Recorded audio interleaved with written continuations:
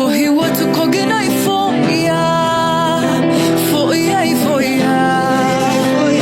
كمل الكامتا أنا عريا حوف خاكو أفوي تاقرم أفوقيا فوقيا فوقيا نسخس بوتخاني زحو أفوقيا نافقت معدو عدخي منادو نافقت معدو أسلتنا دو نافقت معدو عدخي منادو نافقت معدو أسلتنا دو عادكت يادي كحنيت يادي عادكت يادي كحنيت يادي قلبه هوتك وقناي فوقيا فوقيا فوقيا كمل الكامتا أنا عريا حوف خاكو أفوي تاقرم أفوقيا فوقيا فوقيا نسخس بوتخاني زحو أفوقيا نافقت معدو عدخي منادو نافقت معدو أسلتنا دو نافقت معدو عدخي منادو نافقت معدو أسلتنا دو عادكت يادي كحنيت يادي عادكت يادي كحنيت يادي قلبه هوتك الكامتا سلام تخطاتلتنا إذا channel كما يتقونوا صبوكت كونوا ناي ووتر تمليتنان بحقنانيو Oh my God حسابيات فيات اللي إذا درفزيا my goodness standing ovation اسكاتا قعلنا نزوم من سياتياتهم Oh my goodness ሙዚቃ ናይ ኣድማሳዊ ቋንቋ ይክብልዎ በዚዩ እዚ ደርፊ እዚ ወይ እዚ ስነ ጥበብ መጀመርያ I think ንህዝቢ ኤርትራ ሓደ ዓብዪ ኣርኣያ እዮም ኮይኖም ዘለዉ እዚኦም መብዛሕትና ንዓይ ሓዊስኩም ማለት እዩ ኣነ እኳ ቅሩብ ካብ ትበፅሒ ህዝቢ ፍልይ ዝበለ ብለይ ንኽእል ትግራይ ይኽእል ትግርኛ ሰለስቲኡ ቋንቋ ስለ ዝሰምዕ እንተወሓደ ሙዚቃ ብኩሉ ግዜ ከነስተማቕር ከለና ብናይ ኤርትራ ጥራይና ብናይ ትግርኛ ጥራይ ዝዕቅኖ ብዙሕ ሰብ ኣሎ ኣነ ኩሉ ግዜ እንታይ ዝብል ኣብ ናይ ብሌም ደርፊ ዘሎ ሓደ ግዜ ኣታ ዘሲ ብትግርኛ እቶም ህዝቢ ትግርኛ እንትሰምዖስ ክንደይ ምጣዓመ ወይ መድነቕዎ ይብል ናይዚ ዓፋር ደርፊ ድማ ኣብ ገለ ክሊፕ ሳምፅያ ነይረ ግን ስለ ዘይትፈልጦ ደርፊ እንታይ መትርጉም ኣለዎ ሕጂ ክሪኦ ከለኹ ግን ዳርጋ እቲ ሜሎዲ ናታ ጥራይ ዘይኮነ ጥዑምሲ ዋላ እቲ ትርጉም ናታ ኣሚን ብዛዕባ ናፍቆትሲ ዝኩሉ ህዝቢ ኤርትራ ፋሕፋሕ ኢሉ ከሎ ብዛዕባ ናፍቆት ብከምዚ ዓይነት ንልብኻ ዝትንክፍ ኦ ቦይ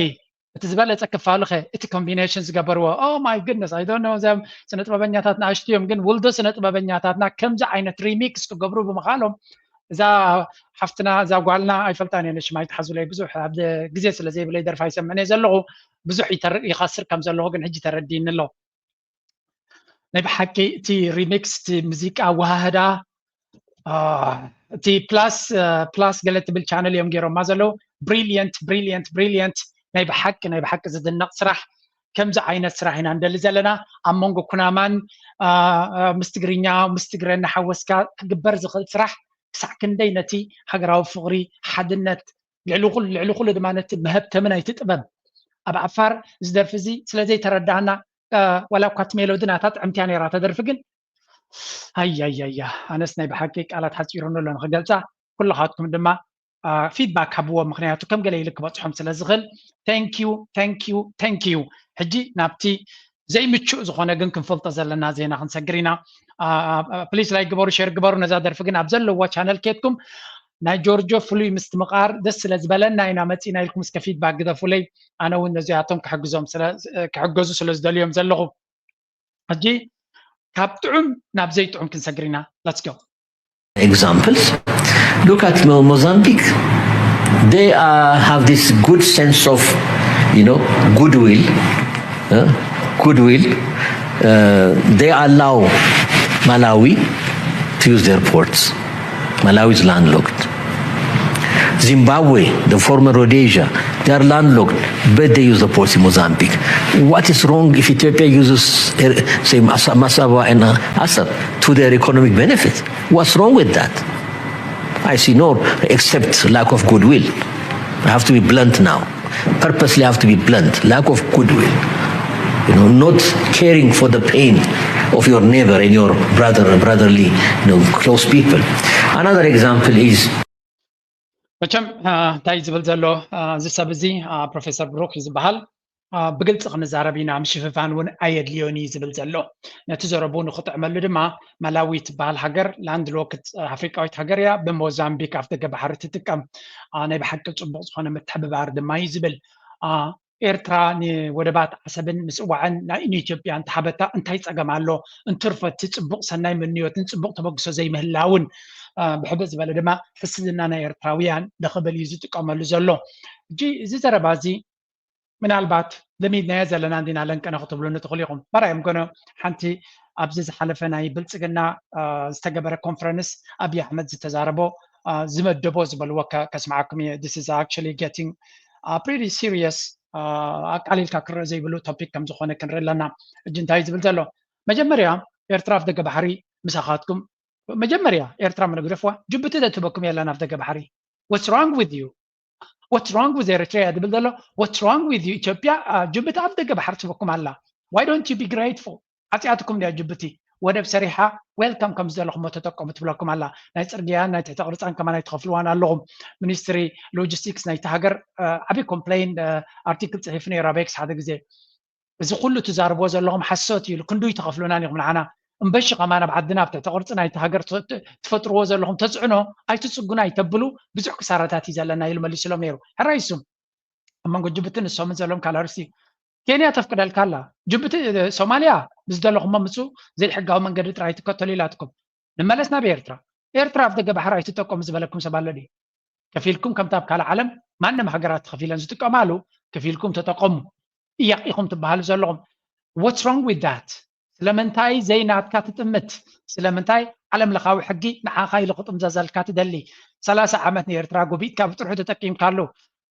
ሓደ ሰብሲ ናይዚያ ኢትዮጵያ ነገር ክርዳእኩም ንሓደ ቤተሰብ ካሲ ወይ እውን ቤተሰብ ኣይትበሉን ሓደ ጎረቤት ካሲ ኣፍ ደገ ባሕርኻ ገዛኻ ትቦ ንስኻ ኣብ ካልእ ጌሽካ ስለ ዘለኻ ዝገዛይ ገዛ ክራይ ከይከፈልካ ተቐመጠሉ ክሳብ ኣነ ዝመፅእ ምክንያቱ ኣነ እቲ ገንዘብካ የድልያይኒ ግን ነዛ ገዛይ ፅቡቅ ጌርካ ሓዘለ ኢልካ ትገጥፈሉ ድሕሪ ዝተወሰነ ዓመታት እንታይ ይብለካ እዚ ገዛ ናተይ ይብለካ ኤግዛክትሊ ከምኡ እዮም ዝብሉ ዘለዉ እዚኦም ብርግፅ ኤርትራ ንዑ ተው ተጠቀሙ ኢላ ኣይኮነት ኣንፅያቶም ብሓይሊ እዮም ኣትዮምና ብዓለቑ እዮም ኣትዮምና ግን ዝተጠቀሙሉ ግዜ ናቶም ስለ ዝነበረ ኣይኮነን ደይኖ ናቶም ከም ዘይኮነ ግን ንዕኡ ድማ ናይቲ ተጠቀምኩምሉ ኢልና ስለ ዘይተካሰስናዮም ሕጂ ወልፊ ሒዝዎም ናትናይ ነይሩ ኢሎም ክዛረቡና ጀሚሮም ኣለው ኩሉ እቲ ዘረባ ድማ እዚ ዝብልዎ ዘለዉ እንታይ እዮም ዝብሉካ ግምጥል ኢሎም ንምሉእ ቀርኒ ኣፍሪቃ ኢና ንዛረብ ዘለና ንኤርትራ እዮም ዝዛረቡ ዘለዉ ኤርትራ እዮም ዝዛረቡ ዘለዉ ፅንሒ ኢልናኻ ክንሰምዖ ኢና ብኸመይ መንገዲ ዓቢ ሓሲቦ ከም ዘሎ ነዚ ንሽተይ ንስማዕዮ 3-4 ክበኩም እየ ዳርጋ መጠንቀቕታ ዘለዎ እዩ Uganda lately they have an agreement now they're going to build 1,000 close to 1,300 kilometers railway all the way to the Tanzanian port just off the border of Kenya North Tanzania look okay መንገዲ ባቡር ሰሪሕኩም ኣለዎም ካብ ጅቡቲን ኣዲስ ኣበባ እዞም ሰባት እዚኣቶም ኣበይናይ ዓለም እዮም ዝነብሩ ዘለዉ ምስ ኤርትራ ክሰርሑ እውን እኮ ፅርግያ ተሰሪሑ ነይሩ እዩ በቲ ክትከፍሉ ስለ ዘይደለኹም ትፈጥርዎ ዘለኹም ድራማ እዩ ሕጂ ንስ ንግደፎም ነዚኣቶም ንክንእምን ብዙሕ ግዜ ከነጥፋ ንኽእል ኢና ኣብዚኣ ሓንቲ ቪድዮ ብብዝሒ ሸር ዝገብርዋ ዘለዉ ስምዕዎም ገለገለ ሰባት ንሰባት ትንዕቁ ሰባት ኣለኹም ግን ሓደ ሰብ ሕማቅ ክዛረበካ ከሎ ክትዳሃል የብልካን ክስንብድ የብልካን መልእኽቲ ናቱን ክትንዕቆ የብልካን ሲሪየስሊ ክትሪኦ ኣለካ እቲ መልእኽቲ ስምዕዎ ኣብዚ ሕጂ አደጋ ልንገራችሁ እናንተ ትንሽ ኤርትራውያን አደጋ ልንገራችሁ እናንተ ትንሽ ሀገር ናችሁ አንድ ፓራሳይቲክ ናችሁ ሁለት ኢትዮጵያ ላይ ጥገኛ ናችሁ ሁለት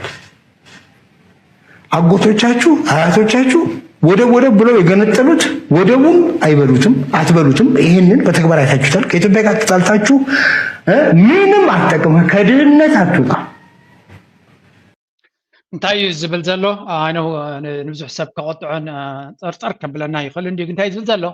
ኤርትራውያን ምክሪ ክበኩም ንስኻትኩም ንእሽተይ ሃገር ኢኹም ልዕሊ ኩሉ ድማ ፅግዕተኛታት ኢኹም ፓራሳይት ኢኹም እዩ ዝብለና ዘሎ ፓራሳይት ማለት ኣብ እንስሳ ኣብ ሓደ እንስሳ ለጊቡ ደም እናመፀወ ዝነብር ሰብ ማለት እዩ ሕማቅ ፀርፊ እዩ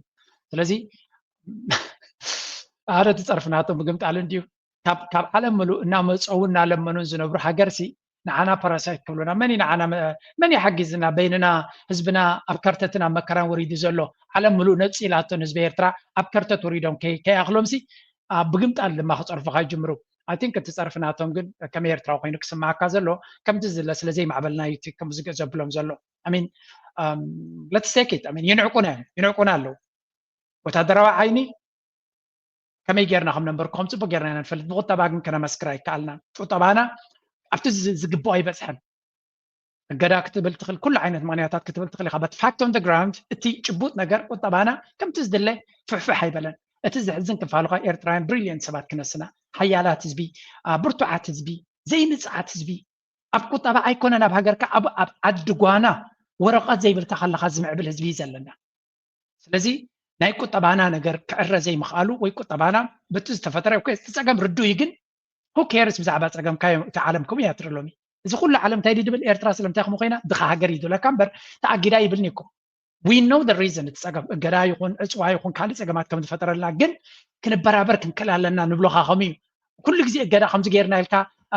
ድንጋፀ ጥራይ ክትልምን ኣይደልን ኢኻ ገለገለ ሰብ ካሎ ነቲ ዘየለ በቃ ሰማይ በፂሕና ኢና ኢሉ ዝዛረብ ኣሎ ኖ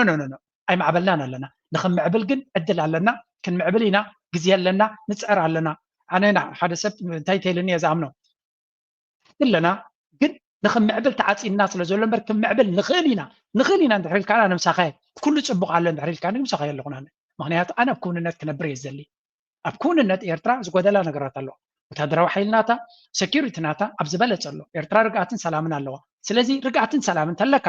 ንዑ ተጠቂምካ ስለምንታይ ነቲ ዘለካ ብልጫ ተጠቂምካ ኣብ ቁጠባ ንቅድሚት ክትከይድ ቅልጡፍ ስጉምቲ ዘይትገብር ኣነ ውየ ዝኣምን ሕጂ ዝብሎ ዘሎ ትሪገር ክገብረኩም ይኽእል እዩ ካብ ምንታይ ኣምፅአ የግንኩም ዝብል ዘለኹ እዛ ዘረባናቱ ሓንቲ ካብ ምስጢር ናይ ኣቢ ዝወፀት ኣላ ምሳ ከተሓሳስሎ ዘለኹ እዚ ሰብ እዚ ዝዛረቦ I think እዚ ሰብ እዚ someday ክንፈልጦ ኢና ካብቲ ናይ ኣቢ ዝዛረብዎ ሓበሬታ ከም ዝበፅሖ ምክንያቱ ፀረ ናይቲ ኣቢ ዝዛረብዎ እዝን ኣቢ ኢልዎ ኢሎም ዝዛረብዎ እዚ ኣቐዲሙ ዝዛረቦ ስምዑ ነጂ እኛ ወደብ ኪራይ ከፍለን እናልፋችኋለን እናንተ ግን ድህነትን አታልፉትም ከኢትዮጵያ ጋር ካልተባበራችሁ ተቆራምዳችሁ ነው የምትኖሩት ይንወቁ እዚህ ላይ እንስማማ ኤርትራ ከግብጽ ጋር ሆና ከሶማሊያ ጋር የኢትዮጵያን ጥቅም የሚጻረር ተግባር ለወሰ እየተዋረዋጡ እየሰሩ እያሉ እያየን ኢትዮጵያ ዳር ቆማ የምትመለከትበት ምክንያት የለም እጂ kind of warning እንዲዚ ኣቀድማ ቢሉ ዝበለዩ ግን ምዝ ሕጂ ዘሎ ዝካየድ ዘሎ ኩነታት ማች ስለ ዝገብር እዩ ሸር ገይሮም ማርየ ኣለኹ እንታይ ዝብል ዘሎ ኤርትራውያን ካብ ኢትዮጵያ ተፈሊኹም ክሓልፈልኩም ኣይክእልን እዩ ኣይ ዲስኣግሪ ኣነ ይቅበሎን እየ እዚ ሓሳብ እዚ ኤርትራ በይና ክትምዕብል ትኽእል ሃገር እያ ስለምንታይ ኢኹም ዝብላነ ኤርትራውያን ኤርትራ ውፅኢት ናይ ኤርትራ ማለት ኤርትራውያን ማለት እዩ እቲ መሬት እምበር ኤርትራውያን ኣብ ሱዳን ወረቀት ዘይብልና ከለና ሰሪሕና ሂወትና መሓዲርና ገንዘብ ዋህሊልና ንኤውሮጳ ዝኸድና ኢና I'm telling you this is the truth ክንደይ ኤርትራዊ ኣብ ሱዳን ወረቀት ዘይብላ ኣብ ካርቱም ኣነ ዝነበር ኩሉ ግዜ ሰሪሑ ገንዘብ ኣዋህሊሉ ንሊብያ ከይዱ ንጥልያን ዝኣተወ ቁፅሪ የብሉን ኣዝዩ ብዙሕ እዚ እንታይ ማለት እዩ ሱዳናውያን ኣብ ተዓዶም ተቐሚጦም ክገብርዎ ዘይከኣሉ ኢና ጌርና ዘለና ኣዲኹም ኣለኹም ገለገለ ሱዳናውያን ሪኢኹሞም ትኮይንኩም ምሳና ቀኒኦም ተሓዊሶም በቲ ዝነበሮም ገንዘብ ተለቃቂሖም ንሊብያ ከይዶም ምሳና ከምቲ ናትና እንተዘይኮነ እኳ ኣትዮም ኣብ ኤውሮጳ ዘለዉ ሰባት ኣለዉ ኤርትራዊ ግን ኣብ ዘይቦትኡ ወረቀት ዘይብሉ እናተገፈፈ እናተሸገረ ሰሪሑ ዝምዕብል እዩ ስለዚ ኤርትራ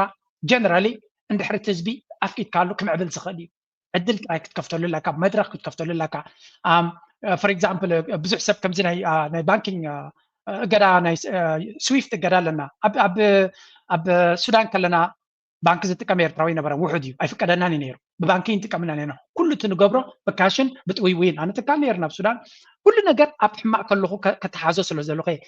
ኩሉ እቲ እገዳ ማለት እኮ ባንኪ ንጥቀምና ነርና ብካሽ ብገንዘብ ሓዘለይ ናብ ተቐምጠ ንበዘ ገበራለይ ናገበልካ ኩሉ ሰብ ይዕብል ነይሩ ስለዚ ኤርትራ ኣብዚ ዋን እዚ ኩሉ እቲ ኤክስኪውዝ ገዲፋ ንህዝባ እንተተጠቂማ ላዕሊ ክትከይድ እያ ዝብል ዘለኹ እዚ ናቶም ዘረባ ኣብ ነፍሰይ ክፍትሽ ዝገብረና ኣነ ስለምንታይ ከምኡ ኢላ ይብሎኒ whatever ዝበሉ ይበሉ ኣነ ኸ እንታይ ዝብል እምነት እዩ ዘለኒ ኩሉ ግዜ ነጊረኩም ናይ ፀላኢኻ ንዕቀት እንታይ ኮይኑ ክስማዓካ ኣሎ ንሕክበካ ክኽእል ኣሎ مورال كقرص أكاد يكون جزء مورال كقرص يلي زارب زلو نحي كبكا زلو we can do this كم بس حنا خلينا يكعلي سلامتا يمسألكم علىهم let's listen to this one now የስብሰባው አጀንዳዎችና መግለጫው ለየቅል ናቸው የስብሰባው አጀንዳዎች መግለጫዎች ውስጥ የሉም መግለጫውን ያወጣው ቅድም እንደነገርናችሁ አብይ ነው አጀንዳው ደግሞ የብልጽግና ካውንስል አባላት የተነጋገሩበት ነው ምክር ቤት አባላት የተነጋገሩበት ነው ቅድም መልኬሳ ጀምሮ ነበር አሁንም ወደ እሱ ነው የምመልሰው እሱን እንዲጨርስልን ማለት ነው ከውስጥ የተላኩ መረጃዎች ናቸው እነኚህ እስኪ መልኬሳ ቅድም ጀምረ ነበር ተነስተናል ግጭትን እዚ ትሪዎ ዘለኹም ናይ ብልጽግና ካውንስል ምክር ቤት በሃል ገይርዎ ዝነበረ ኣኼባ እዚ መግለፂ ዝገበርዎ ኩሉ ሓሶት ከም ዝኾነ ወይ እውን ሓሶት ዘይኮነ ሽፋን ከም ዝኾነ እቲ ትክክለኛ ኣብቲ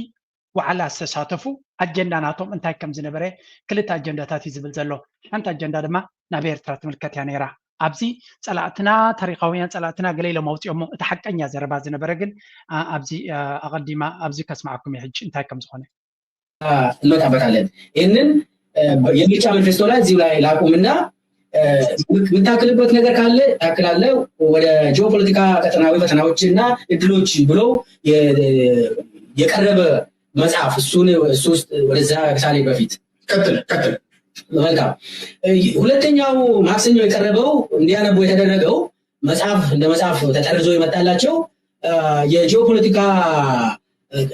በተለይ ቀጠናዊ ፈተናዎችና እድሎች ብሎ አብይ የጻፈው ምክር ቤት አባላቱ ያነበቡት አጠቃላይ የአፍሪካ ቀንድ ሁኔታን ይዳስሳል ከዛ ምን ላይ ነው የሚያነጣጥረው የባህር በር ጉዳይ ላይ ነው የሚያነጣጥረው የባህር በር ላይ ያነጣጥራል ምንድነው የሚለው አሰብ የኢትዮጵያ አካል መሆኗ አይቀሬ ነው ስለዚህ አባላት የብልጽግና ምክር ቤት አባላት ምንም አይነት ስጋት እንዳይኖርባቸው እዚ ዶክተር መልኪሳ በሃል ሓደ ካብቶም ዓበይቲ ፖለቲከኛታት ናይ ኦሮሞማ ወይ እውን ኣብቲ ናይ ኣብይ ኣሕመድ መንግስቲ ዝነበረ እዩ ኣብዚ እዋን እዚ ድማ ከም ናይ ሓደ ካቢነ ዝነበረ ኣብቲ መንግስቲ ጥብቅ ውሽጢ ዝኣተወ ኮኔክሽንስ እዩ ዘለዎ ስለዚ ብዙሕ ሓበሬታ እዩ ዝመፆ እቲ ሓበሬታ እቲ ኣጀንዳ ከይተነግሮም ሕቡእ ከም ዝነበረ ነቶም ኣባላት ምክር ቤት ዝበሃሉ ዘለዉ ናይቲ ብልፅግና ከይተነግሮም እዮም መፅኦም ምስ መፁ ሓደ ቡክለት መፅሓፍ ዝተፃሕፈት ሓበሬታ ኩሉ ይወሃቦም ቀዳማይ ክፋል ናይቲ ኣጀንዳ እንታይ ነይሩ ኢሉ ንዓመታ ምርጫ ክካየድ እዩ እዚ ምርጫ ድማ ብኸመይ ንዕወተሉ ስለዚ ምርጫ ዘይተርፍ እዩ ኣቢ ከሽክዖም ከም ዘይክል ምርጫ ክግበር ምዃኑ ከመይ ጌርና ሕቶታት ናይ ህዝቢ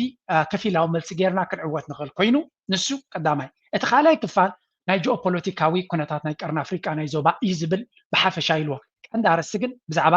ኣፍ ደገ ባሕሪ ሕፅር ኣቢሉ ድማ ዓሰብ ናባና መምላሳ ኣይተርፍን እዩ ዝብሎም ኢሉ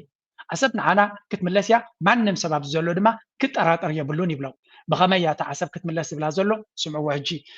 ኣቡ ብዙሕ ተዛሪብሎም ኣቢ ድማ በኻሊ መንገድ ዝወፀ ሓበሬታ ድማ ክበኩም እየ ንምዚ ዝተሓሓዝ ማይቀር ነገር ነው አሰብ የኛ ትሆናለች 3 ቀን ራሱ አይፈጅም ጦርነቱ ጨርሰን አሰብ የኢትዮጵያ አካል አድርገን የቀይ ባህር ማህበረሰብ አባል እንሆናለን ስለዚህ ጦርነቱ አይቀሬ ነው ለዛም እያንዳንዳችሁ ተዘጋጁ ነው ለአሰብ ጦርነት እያንዳንዳችሁ ተዘጋጁ ተብሎ ዶክመንቱ ላይ ተጽፎ በተለይ አብይም ማጠቃላይ ላይ ትላንት ማጠቃላዩ ላይ ሲያጠቃልል እያንዳንድሽ ተዘጋጂ ብሏል የሆነ እንደማስጠንቀቂያ ነገር እና ጦር የማካናይዝድ ክፍለ ጦሮቻችንን ሙሉ በሙሉ ወደ አፋር ወስደናል ብሓፈሻ እንታይ ዝብል ዘሎ ኣብይ ኣሕመድ እቲ ውግእ ናብ ዓሰብ ገጾም ኩናት ክገብሩ ከም ዝኽእሉን ንዓሰብ ንምሓዝ ድማ ከቢድ ክኸውን ከም ዘይኮነ ስለዚ ዓሰብ ናትና ክትከውን እያ እቲ ዕላማ ግን ዓሰብ ጥራይ ኣይኮነን ናብ ኤርትራ ገፁ ንሰሜን ከይዱ መንግስቲ ናይ ኤርትራ ናይ ምግምጣል ሓሳብ እውን ከም ዘለዎ እዩ ዝገልፅ ንዓሰብ ንምቁፅፃር ግን ከቢድ ኣይኮነን ድሮ ከቢድ ወታደራዊ ዓቕምናትና መካናይዝድናትና ንዓፋር ከም ሓደ መዝለሊ ባይታ ወይ እውን ነቲ ኩናት መበገሲ ተጠቂምናሉ ስለ ዘለና ወታደራዊ ዓቕምናትና ናብኡ ኣሕሊፍና ኣለና ስለዚ ናብ ዓሰብ ዝግበር ስጉምቲ ብዝለዓለ ክስራሓሉ ምዃኑ ብቕልል ዝበለ ቋንቋ ድማ ኩናት ክጅምር ምዃኑ እዩ ዝነግር ዘሎ እዩ ዝበሃል ዘሎ ስለዚ እዚ ዘረባ እዚ ዝወፀ እውን ስለምንታይ ይመስለኩም ደይ መደይ ኢሉ ዘውፅኦ እዚ ምስጢር እዚ ክዕቀም እንተዝድሊ ምተዓቀበ ነይሩ كوت زخالة سلام تاي زبلانة قدامي نجر مستير يكون نزي حجي أبزلن أنا زجبروا أخيبا خوين سلزوس أي مستير كوين بر كمز كابزبل عبن ناتو من شتاتن كمز كابزبلو كل عمد قريبة مالو كنبل خلينا I think تي بريزنت سياس والنزو ودزن كابانا نحن نفلط زيادة سلا دفلتيو صبو غيرو مليس ونيرو نكوينات زجبر زلو عدو علو قدفو زي كوينات زدلي كوننا بلا تزاربه كاب زيرو تبقيس كم زي كونه دارجا ننوي حوان تزاربو ميم زجن أبتي ناي مودة أبي أحمد أب عقل تصبت زلو ولد رجع زجبر سلو زلو أب أون نشتي أتنفيسو نيرو تي بريزنت سياس ستايل نيرو كوينات شنت كوينات أيقات من الكاجن تنكات شلل الكات حلف نجرا يكونن يلو كجاتم كم زخل تدخلوا مع عقل تصبت كوينات كفتم كم زخل قليت نيرمبر تكون النت أبي تبي أزلو نكوينات كون زخل يكونن by the way لأنك أنا مناورة نخجبرو كل أرتيكلونا وتيم نيرم أبتي هون ريفيوز بالسدما سلامنتاي إيرتران إثيوبيا مونغو إيرتران إثيوبيا كوينات كجمر زي كل أبز حج زبل زعجي مزعج زبل وزلو لمنتاي علامة كون خلي فولس فلاج بعلو نالبات كوينات كجمر تقينهم كوينات يجمرني لهم جيجا حبريتا يبقى نمد لاجر ستقوموا كون خلي بزح حسابات تسفاز هب مبال نتا ارتيكل قاليش أمني رمانا جن تكرedibility ناتو سلزي تماماً أباخاتكم يغرب كونجن مزعج زرب زلو أتا عايزك بكم يدلي ناس قد دايزي بعمقة يزكاتو لانه كابت public discourse public كابز وص حبريتا بزح من شتات يزكاتاتل بفلاي بإنجليش زحف زلو articles كله كل انت دايبالكو زبس حكفالو يكتاتو ليه so there is some substance أبزز بحال زلو حن مستيراو كون كم زغل التمكر بيت بحال زلو أنا أبن بلتقنا كوبو خلو زعبا زا أجندا زك زاربو كم زغلون حدا حساب كبقسو كم زغلون حندا بتا يكون ويون زي حسب نقرا يكون سلازي ولا كاب مستير جوس أين تيلون كاب نكت أمنا كبيدا يكون أبي حمد كم زي كحسب غلدو ويون كم مستير جراوتيو زي حسب نقر كجبر سلازي كل جد أبي يرترا متبما كيهلو رقعت نكيهلو تزبك هيك أسن زجبر زول أجندا كون خليو يقداس كم زعينة حبريتا كوس خلو نا زي ترجم يبلون يلو زنعق نعيش بوكيني اسمعنا زي أقداس حبريتا يسب سمع له حصوت يكون حكي يقول أقداس حبريتا خويني يزريو سمعك زي دل من الدلوات كتجبر يرتاد ما أقداسيو I think this is the intention is سب سمع له ناتنا مدام نمتاد ما نوصل مالتيو حنتي بزعبا وتهدراوي عقمنا يرترا زولو زولو كمان كسنينا አፋር ክልል እንደ ስፕሪንግ ቦርድ እንደ መነሻ አርገን ክልሉን ለመጠቀም ወስነን እዛ አካባቢ ያሉን ኃይሎችን አከማኝተናል እና ሚቀረን በቃ ሂዱበት ማለትና በ3 ቀን ውስጥ አሰብ መልሰን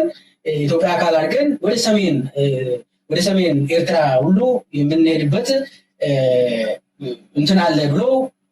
አጠቃላይ የወደብ ጉዳይ ላይ ነው የሚያነጣጥረው። ብዙ ነገሮችም አንስተዋል። አልፎ እንግዲህ የትግራይ ሁኔታም ያነሳል። በኦሮሚያና በአማራ ክልል ያለውን ነገር በትንሹ ነው የሚያነሳው ዶክመንት። ሲሪየስሊ ግን የሚያነሳው የኤርትራን ጉዳይ ነው። የኤርትራና የአሰብ ጉዳይ ነው በደንብ የሚያነሳው። አጠቃላይ ይህንን ብዬ ባቆም ይሻላል። የኤርትራ جنتايم زبلو زلو بحبشات ناب إيرترا بسيريس لابتنا جيوبوليتيكا نقرنا أفريقيا زبلو بقداينا إيرترا كويناتنا إيرترا يجزارب نتي تግራይ زلو أمحارا زلو عفار أوروميا زلو كم عبي إشو وي كم عبنا غرغيرا يقلصونيو زيادة أتوكروناتو ناب إيرترا زقنعن ناب إيرترا زبلن يزبل زلو I think بزي زبلو زلو كاب زيرو استبقسي كونا يكلنيو تقمقامناتومن اتمدبناتومن مسوتات كتحاحس كم زغل كتقمت خليقة أبزون بعد باينك غيرو مزنبرو اسكاسمعوم سو ትልቁ ቁም ነገር ይሄ ነው። አሁን ያለንበት ሁኔታ አብይ አህመድ በኤርትራ ላይ በተላላኪነት በኤርትራ ላይ ጦርነት ለማወጅ እየተናገረ ያለበት ሁኔታ ነው። ከዚህ በፊት የነበሩት መንግስታት በተላላኪነት ኤርትራን ብዙ ችግር ውስጥ ጨምረዋታል ያሉ የኢትዮጵያ መንግስታት በፊትም ቢሆን ኤርትራ ከኢትዮጵያ ጋር የተዋደችበት መንገድ እኛ በኢትዮጵያ በኩል የቀረበልን አይነት ቨርዥን እንዳልሆነ በሚገባ አለምሰገድ በመጽሐፉ አሳይቶታል ያለው ሕጂ እንታይ ዝብል ዘሎ I think ናይ ዳዊትን ቢኒ ባይናክን ዝገብርዎ ሚድያ one of the most important media ታትናትና እዩ ምክንያቱን ኢትዮጵያውያን directly ቀዳማይ ነገር በዓል አንዳርጋቸው ጽጌ ፕሮሚነንት ፖለቲከኛታት እዮም ስለዚ ናይ ኤርትራን ናይ ኢትዮጵያን ምቅርራብ ብህዝቢ ደረጃ ብፍላይ ህዝቢ ኣምሓራን ህዝቢ ኤርትራን ምቅርራብ ክግበር ተኮይኑ እቶም ኣገደስቲ ሰባት ንዓታቶም ዓዲምካ ብወገን ኤርትራ ድማ ክቡር ኣቶ ግርማይ ሃይለ ቶፕ ዲፕሎማት ዝነበረን ነቲ ፖለቲካ ዝርዳእን ልዕሊ ኩሉ ድማ absolute fluent ኣምሓርኛ ዝዛረብ ስለዚ ነቲ ናይ ኤርትራ ኩነታት ብዝበለፀ መንገዲ ከመሓላልፉ ዝኽእሉ ስለ ዝኾኑ እዚ ሚድያ እዚ ዝያዳ ከዓቢ ክኽእል ኣለዎ እቲ ኢንጌጅመንት እቲ ፅምዶ ድማ ኣብ መንጎ ምሁራትን ፖለቲከኛታትን ናይ ኣምሓራ ናይ ካልኦት ክልላት ናይ ኢትዮጵያ ከምኡ ድማ ናይ ኤርትራ ዝግበር ዘሎ ርክብ ኣገዳስነት ከም ዘለዎ ኢና ንርኢ ዘለና እቲ ዕንደራ ናይ ኣቢ ድማ ኢትዮጵያ ብዓብዩ ንኤርትራ ኩሉ ግዜ ተላኺት ናይ ካልኦት ሓይልታትና ኮነት ብዙሕ ሽግርን ብድሆታትን ዝፈጠረትላ ሃገር ምዃና እዮም ዝገልጹ ዘለዉ ሕጂ እቲ ተላኽነት ንዝብል ንኽገልጽ ኢለ ደምፃ ዘለዉ ካልአይቲ ኣገዳሲት ምስጢር እውን ሼር ክገብር እየ ዳሕራይ እዛ ቀዳመይቲ ክፋል ጥራይ ሰሚዕና ኣለና ካብ ናይ ትግራይ ሚድያ ዝወፀት ሓንቲ ኣገዳሲት ምስጢራዊት ዝበልዋ እውን ክንሰምዕ ኢና ንሱ እውን ብካልእ መልክዕ ነቲ ዝበሃል ዘሎ ኩነታት ዘተንብህ እዩ ሕጂ ኣብዚ እቲ ነቲ ኩናት ዝያዳ ክደፍኦ ዝደሊ ዘሎ ብክልተ ወገን ኣብ ክልተ ወገንካ ዘይሰልጦ ዘሎ ሓይሊ ክንርኢ ኢና ሓደ በሉ በዚ ከነተሓዞ ስለ ዝኾንና ኣብዚ ኺዱ ኢሚራቲ አውሮፕላን የሱዳን አየር ኃይል ከ40 በላይ የኮሎምቢያ ወታደራዊ ቅጥረኞችንና ቢያንስ አንድ የተባበሩት አረብ ኤሚሬቶች ከፍተኛ የጦር መኮንን ወደ ሀገሩ ሲያጓጉዝ የነበረውን ኒያላ አየር ማረፊያ አቅራቢያ የሚገኘውን የተባበሩት ማመላለሻ አውሮፕላን መጥቶ መጣሉ ተዘግቧል። ምንም እንኳን ምቱን ያደረሰው ተዋጊ ክፍል ባይረጋገጥም ሚግ 29 ተዋጊና ሱ 24 ኤም ተዋጊ ጀቶች መካከል አንዱ ምቱን ማድረሱ ይገመታል። ሕጂ እንታይ ኢና ክንርኢ ደልየ ዘለኹ እዚ ኩናት እዚ ናይ ኢማራት ምዃኑ ተኣቢ ኣሕመድ ክገብሮ ዝደሊ ዘሎ ኩናት ናይ ኢማራት ምዃኑ ንክርዳእኩም ኢለ ኢማራት ዘጋጥሞ ዘሎ ውድቀት ወይ እውን ስዕረት እዚ ትርእይዎ ፀናሕኩም ኣብ ብዓብዩ መዛረቢ ዓብ ኣርእስቲ ኮይኑ ዘሎ ብየማንን ፀጋብን ድማ ቶፕ ኣጀንዳ ኮይኑ ዘሎ እቲ ጉዳይ ናይ ኢማራት ነፋሪት ናይ ኢማራት ኣብ ውሽጢ ሱዳን ኣብ ኒያላ ዝበሃል ከተማ as well, and Sudan's Air Force has destroyed an Emirati aircraft carrying Colombian mercenaries as it landed at the paramilitary controlled airport in Gaffa, killing at least 40 people, according to Army-aligned state television. A military source said the plane, which was bombed at Nyala airport, was completely destroyed. The airport has been a frequent target of airstrikes by the Sudanese army, which has been at war with the paramilitary RSF since April of 2023. እንታይ እዮም ዝብሉ ዘለዉ እዚ ሓደ ካብቲ ኣገዳሲ ኣርእስቲ ኮይኑ ዘሎ መዛረብ ኣርእስቲ ኮይኑ ዘሎ እዩ ንሱ ድማ ሓንቲ ዕሱባት ወታደራት ካብ ኮሎምቢያ ተሰኪማ ካብ ኮሎምቢያ ብገንዘብ ዝተቆፀሩ ሰራዊት ናብ RSF ንክኣትዉ ብመንገዲ ኢማራት ዝስራሕ ዝነበረ ኣብ ዘላትኩም እታ ቻርት ከርየኩም እየ where is this chart if I can find it I'm going to share with you because this is very important information ነፍሲ ወከፍ ሰብ ድማ ነፍሲ ወከፍ ኤርትራዊ ድማ ብፅቡቅ ክርድኦ ዘለዎ ኮይኑ ይስማዓኒ እቲ ኣጀንዳ ከመይ ይመስል መስለኩም ኣብዚ ከርየኩም እየ እዚኣ ትሪእዋ ዘለኹም ቻርት ኢማራት ካብ ኮሎምቢያ ክልተ ትካላት ኣለዎም ሰባት ዝቆፅሩ እዞም ትካላት ምስ ተቆፀሩ ካብ ኮሎምቢያ ተወሲዶም ናበዮም ዝመፁ ናብ ቦሳሶ ዝበሃል ብመንገዲ ናይ ኢማራት ገይሮም ኣብ ሶማሊላንድ እዮም ዝመፁ ኖ ኣብ ሶማሊያ ኮይኑ ፑንትላንድ ዝበሃል እቲ ኣብ ላዕሊ ዘሎ ናይ ሶማሊያ ሓደ ፌደራል ስቴት ኮይኑ ብኢማራት ኣብ ትሕቲ ቁፅፅር ናይ ኢማራት ዘሎ ክትብሎ ትኽእል ኢኻ ናብኡ ወይ ድማ ናብቲ ሊብያ ኣብ ሊብያ ዘሎ ቦታ ናብኡ እዮም ዝመፁ ካብኡ ምስ ተዳለዉ ድማ ናብቲ ብነፋሪት ኣንተ በዝረኣናየ ናብ ኒያላ ዝበሃል ቦታ ይመፁ ሽዑ ክልቲኦም ናብ ሕሜት መፂኦም ምስቲ ሰራዊት ናይ ሕሜቲ ምስቲ ናይ RSF ኮይኖም ነቲ ኩናት የካይድዎ ማለት እዩ ስለዚ እቲ ንሪኦ ዘለና ኩነታት ብከምዚ መንገዲ ዝካየድ ዘሎ እቲ ንሪኦ ዘለና ኩነታት ድማ ኢማራት ይሰልጣ የለን ስለምንታይ ኣብ ኩናት ጥራይ ዘይኮነስ ወላ ነቲ RSF ንክትዕጥቕ ዝመፅእ ዘሎ ሽግር ከቢድ ኣሎ ካልኣይ ድማ ኣሜሪካ እውን ኣንፃሮም ትኸይድ ኣላ ሓደ ካብቲ ኣብ ካርቱም ወፂኡ ዘሎ ቪድዮ ከርየኩም እየ ነዚኣ ኣብ ካርቱም ዝነበርኩም ፅቡቅ ጌርኩም እዮም ትፈልጥዎ እዚ ትሪእዎ ዘለኹም ቦታ ኣብ ካርቱም ዝነበርካ ፅቡቅ ጌርካ ትዝክሮ ኢኻ እዚ ቦታ እዚ እንታይ ይበሃል ኣፍራ ይበሃል ኣፍራ ማለት ናይ ሱዳን ዝዓበየ ሾፒንግ ሞል ነይሩ ኣነ ንመጀመርያ ኣብ ሱዳን ኣብ ዝነበርኩሉ ካርቱም እታ ዝበለፀት እንዳ ሻሂ ወይ እውን ሞል ኮይና ናይ ብሓቂ ኣብ ኤውሮጳ ከም ዘለካ ኮይኑ ዝስማዓካ እዚኣ ቦታ እዚኣ ነይራ ኣንሕና ክመፅእ ከለና 2008 ኣይ ቲንክ 2006 ኣብ ኮምታት ስለተሰራት ሓድሽ ነይሩ 2011 ደጊመ ንሱዳን ተመለስ ኩሉ ኣሪጉ ፀኒዐኒ ገለ ረይዎ ገይሮሞ ዘለዉ completely destroyed ኮይኑ እዚ ምስ ቱርካውያን ተሓባቢሮም ዝሰርሕዎ ነይሩ ዳርጋ ብዙሓት ናይ ቱርክ ትካላት እዮም ነይሮም ኣብኡ ሪእዎ ክሳዕ ክንደይ ከም ዝዓነወ እንታይ ማለት እዩ እዚ ተተቕርፂ ምህናፅ ናይ ብሓቂ ፅቡቅ እዩ ናይ ብሓቂ ኣብዚ ከባቢ ብመኪና ይረአይኒ ነይሩ እዚ ቦታ እዚ ልክቶት እንታይ ኣጋጢሞ ሱዳን ረአዩ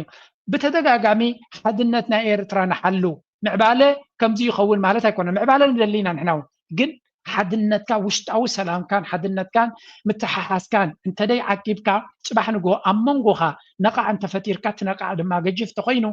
እንታይ ገብሩኻ ፀላእቲ ኣትዮም ዓድኻ ነቲ ብክንደይ ሓይሊ ዝሃነፅከዮ ዲጋኻ ድዩ ፅርግያኻ ድዩ ሕክምናኻ ድዩ ቤት ትምህርቲ ድዩ ገዛውቲ ድዩ ኩሉ ጥዋዕዋዕ ተብሎ ከምዚ ጌርካ ማለት እዩ መን ይኸዝበልካ መላገፂ ናይ ካልኦት ትኸውን መላገፂ ናይ ካልኦት ከብኸመይ ትኸውን ከብረሃልኩም እየ ኩሉ ነገር ብኤቪደንስን ብኩንነት ዝተተሓሓዘ ነገር ገብረልኩም እየ ሱዳን ከምዚ ኢላ ተዓኑላ ሃብትናታ ከናበይ ይኸይድ ኣሎ listen Dubai, the black hole of Africa's gold. The UAE is the global hub for dirty gold, and the numbers are staggering. A SwissAid report revealed that from 2012 to 2022, 2,569 tons of African gold, worth $115 billion, flooded the UAE without export declarations. That's gold from war zones like Tigray, Sudan, and Ghana, disappearing into Dubai's markets. እዚ ትሪእዎ ዘለኹም ንሳቶም ንካልእ ኣጀንዳታት ኢሎም እንዲኦም ዝገብርዎ ደለው እዚ ስእሊ እዚ ክትሪኡ ከለኹም ብፍላይ ሓንቲ ስእሊ ከርእየኩም እየ ነዚ ክርኢ ከለኹ ኣነ ንመጀመርያ ኢማራት ኣብ ዝኸድኩሉ ብዙሕ ግዜ ተመላሊሰ ኣለኹ ናብ ዱባይ ማለት እዩ እቲ ምዕባለ ናይ ኢማራት ናይ ብሓቂ ኢምፕረስ ገይሩኒ ደስ ኢሉኒ ፈትየዮ ኣብ ሓፂር ግዜ ክብፃሕ ብምኽኣሉ ድማ ንሕና እውን ንኤርትራ ከምኡ ክንገብራ ንኽእል ኢና ኢለ ሞቲቬሽናል ወይ እውን ንዓይ ኢንስፓየር ዝገበረኒ ቪድዮታት ገይረ ነይረ ሕጂ እውን ኣይጠዓሰሉን የሱ ደጊመ ክሪኦ ከለኹ ግን ኢማራት ናብዚ ብቴክኖሎጂን ብምዕባለን ብቅዱስ መንገድን ጥራይ መጀመርያ ክትከይድ ከላ ፅቡቅ እያ ነይራ እዚ ሕጂ ንሪኦ ዘለና ሰይጣናዊ ኣካይዳ ኣብ ዝሓለፈ 8-7 ዓመታት ዝተበፅሐ እዩ ቅድሚኡ ንግዲ ብካልእ መንገድታት እያ ትኸይድ ነይራ ኣብዚ ቀረባ ዓመታት ትኸዶ ዘላ መንገዲ ግን ካብቲ ነዳዲ ወዲና ነዳዲና ምስ ተወደአ ናበይ ክንከይድና ካብ ዝብል ካብ ኣመና ፍርሒ ዝተበገሰ ብፍላይ እቲ ኣቡዳቢ ዝበሃል ኣቡዳቢ ኢማራት 7 ስቴትስ ኣለዎ ዱባይ እዚ ትሪእዎ ዘለኹም ኢኹም ዱባይ ብቀደም ነዳዲ ይነበሮ ረዲኹም ኣለኹም ኣቡዳቢ ግን ዝዓበየ ክፋል ናይ ነዳዲ ሪዘርቭ ዘለዎ እዩ ብተፈጥራዊ ሃብቲ ድማ ሃብታ ከምዚ ዓይነት ከተማታት እውን የብሉን ኣቡዳቢ እንተሪኢኹሞ ስለዚ እቲ ኣቡዳቢ ብመሬት ዓቢ ነዳዲ ዘለዎ ቁጠባውን እቲ ንጉስ እውን ካቢ እቲ ፕሬዚደንት ናይቲ ሃገር ንብሎ ዘለና ስለዚ ካብቲ ነዳዲ ምስ ተወደአ እንታይ ክንከውና ድሕሪ ኢሉ ካልእ ፀጋታት ናይ ፀጋታት መንገዲ ጥራይ ስለ ዝፈልጥ ንዑ ክወስድ ይፍትን ኣሎ ዱባይ ናፃያ ሓጢኣት የብላ ንብለኩም ኣለኹ እቲ ሊባኖስ ምስ ፈረሰት ሃብቲ ናይ ሊባኖስ ብምሉእ ኣብዚ መፅዩ ቱኒዝያ ምስ ፈረሰት ሃብቲ ናይ ቱኒዝያ ዝበፅሕ ኣብዚ መፅዩ ሊብያ ምስ ፈረሰት ዝበፅሕ ሃብቲ ናቶም ኣብዚ መፅዩ ኢራቅ ኩላተን እዘን ሃገራት ዓረብ ዝፈረሳ ሃብቲ ናቶም ንሶም ኣብዚ መፅዩ ኢማራት ኣፍሪሳታ ይብለኩም ኣለኹና ኢማራት ኣፍሪሳታ ይኮንኩን ዝብል ዘሎ ምክንያቱ ዓቕሙ እውን ኣይነበረን ኣብቲ ግዜ እቲ ኣብ 2010 ኢማራት ከምዚ ሎሚ ነበረ ክንዲዚ ምዕባለ እውን ኣይነበሩ ሕጂ ሓይሉ ዘሎ ናይ ኣሜሪካ ጋፕ ናይ ኣሜሪካን ኤውሮጳን ዓንዲሮም ዝገበርዎ ኩሉ እቲ ዝገበርዎ መን ረቢሕሉ እንተይልካ ኢማራት ረቢሖምሉ ስለዚ እቲ ኩናትን ዕግርግርን ንመን ይርባሕ ኣሎ ሱዳን ፈሪሳ መን ይረባሕ ኣሎ ወርቂ ናይ ሱዳን ኣበይ ይኸይድ ኣሎ ኣብ ባንክታት ናይ ሱዳን ዝነበረ ወርቂ ናበይ ከይዱ መብዛሕትኡ ናብ ኢማራት ከም ዝኸደ ሕጂ ድማ ብዘይሕጋዊ መንገዲ ተዓዲኑ ካብ ኩሉ ሃገራት ናብይ ይኸይድ ከም ዘሎ ኢትዮጵያውያን ናይ ትግራይ ወርቂ ናብዚ ይኸይድ ኣሎ እዮም ዝብሉ ብዓብዪ ኣብዪ ኣሕመድ ናበይ ዝሸጦ ዘሎ ወርቂ ናቱ ናብዚ ኮይ ዝሰዶ ዘሎ ስለዚ ናብ ኮንትራባንዳን ገለን ዝእቱ ምክንያቱን የብልካን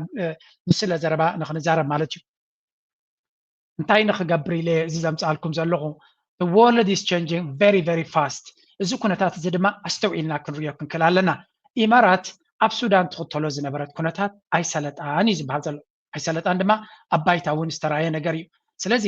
ኣይሰለጣን ክንብል ከለና እንታይ ክፍትኑ ይኽእሉ ኔክስት ስቴፕ ናቶም እንታይ ክኸውን ይኽእል ንመን ክሕዙ ይኽእሉ ካብ ሱዳን ንኽወፁ ጠቕላላ ኣይትሕሰቦ ረብሓናቶም ዓብዪ እዩ ኣብኡ ዘሎ መዓት ወርቅን ቢልዮናትን ዝትመን ሃብቲ ዝመፅእ ዘሎ ሱዳን ንሓየለ ትመፅእ ኣላ መን እዩ ዝሕይሎ ዘሎ ንሰራዊት ሱዳን ብምንታይ እዩ ዝሕይል ዘሎ እንድሕር ኢሎምካ ድማ ምስ ኤርትራ ርክብ ከም ዘለዎ እዩ ዝሕመ ተግባራዊ ለውጢ ዘምፅኣሉ ዘሎ ሕመት በዓል ከም ዝበሮ ኤርትራ እያ ትሕግዙ ዘላ ኣልቡርሃን ብደገፍ ናይ ኤርትራ እያ ዝበፅሑ ዘሎ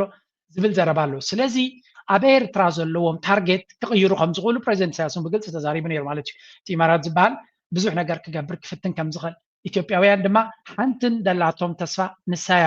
ኢማራት ደጊፋቶም ናብቲ ኩናት ከኣቱ ከም ዝኽእሉ እዚ ድማ ምስጢር ኣይኮነን ካብ ኣፎም ስምዕዎ ከዩኤ የገባው ከፍተኛ የጦር መሳሪያና በምላሹ የሚሰጠው ውድ የተፈጥሮ ሀብት መላው ኦሮሚያ ቤታችሁ ይሆናል። ጠቅላይ ሚኒስትር አብይ አህመድ ለሼህ ቢን ዛይድ የገቡላቸው ቃል ከአሰብ ወደብ ማስመለስ ጀርባ ኢትዮጵያን ለሽያጭ እያስማሙ ያሉት የአረብ ኤምሬት ግዙፍ ድርጅቶች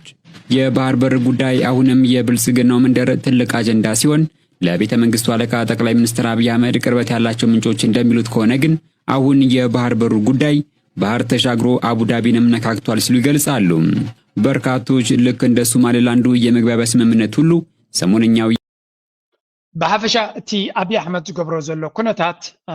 بزع جزء سمعنا هنا حدش نجار يكونن نمجمر يجزي ونسمع زلنا قدها يكونن إمارات تدفع كم زلا بنا إمارات حاجة زينة تكوينات نبي يرتاح كجبرو زخل لذي إمارات أسوار تجار الله وتدروا من أبي تحجزو زلا بخال من قدون قال من شتات كم زبلو توه خم زلاون مغنياتو سلمتها كتوه خلا أبي أحمد مسير ترانت دي تواجيون مودا قصل دي تعرف زلو سنة لا قلت لكم وش أو كنا تاتنا إثيوبيا كاب جزينا بجزء ناقدر نابرت أني خيط سلزلو سلزي أتحجر مودا قاصل دي تعرف كي ودا كهلها قال نجار فتن كبلوا كم زخولين عن رجالنا من البات بقال نجار تفتشينون عني ني ودبنا عسب حزولو دحر خيلو كم نعتم كم إمارات كم مالتشو كم قال يلو سليت أم تغيرهم إمارات نوع حزم كم تعب ودباتنا عدن يوم قال ناي سقاط راجيرو مزلو عصوبات سراوي تمسي حاجة لما لنا تبوتا بمس إسرائيل إن قلنا تشاتيركا كتكلا غلو ثالث عليك مسألة كم زي كل إذا كالكوليشن إذا مسير تراخ سرّا كم زي كل فلوتي إيرترا يكون أن إمارات جنزب كل وكاي خلي كن حبر سوفيزا وتقاها قري إيرترا إز نبي حق جيجاس إلا خمسة لو اسمه راح يبزي خط فلت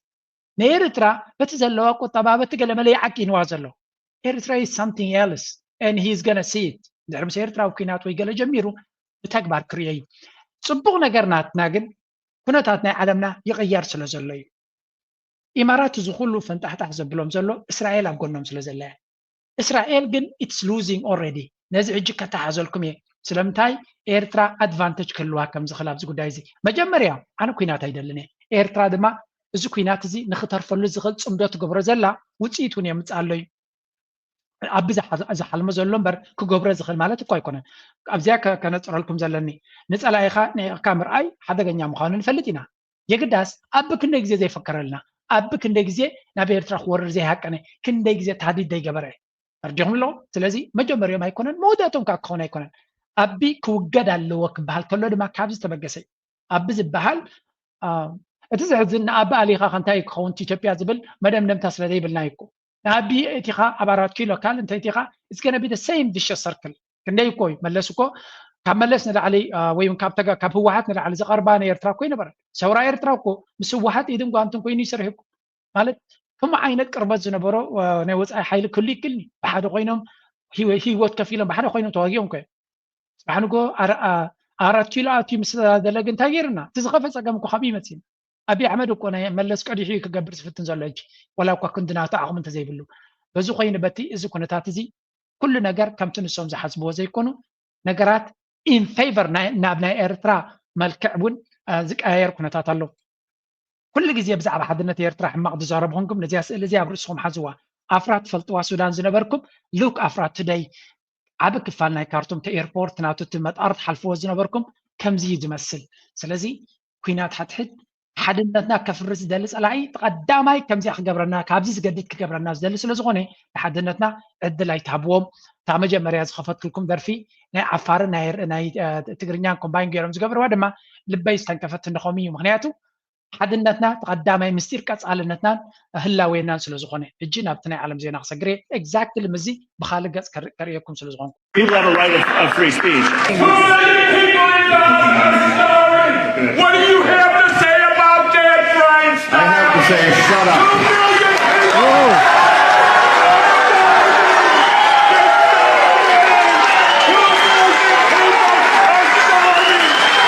Do you have a heart? Do you have a heart? Show us your heart. انتهينا نرزلنا زيتي بوليتيكاوي رياليتي نايلومي اب امريكا زليو بتوم سنيترس كم دما ابالات ناي بايتو ناي كونغرس ناي امريكا እስራኤል ናይ እስራኤል ሎቢ ግሩፕ ኤፓክ ዝበሃል ገንዘብ ከፊልዎም ንኣብነት ዝትሪእዎ ዘለዎም ኣብ ዋሽንግተን ከይዶም እንታዮም ዝብሉ እስራኤል መሰላይ ነፍሳ ክትከላኸል ንሕና ኩሉ ግዜ ኣሜሪካ ምስ እስራኤል ኢና ዝብሉ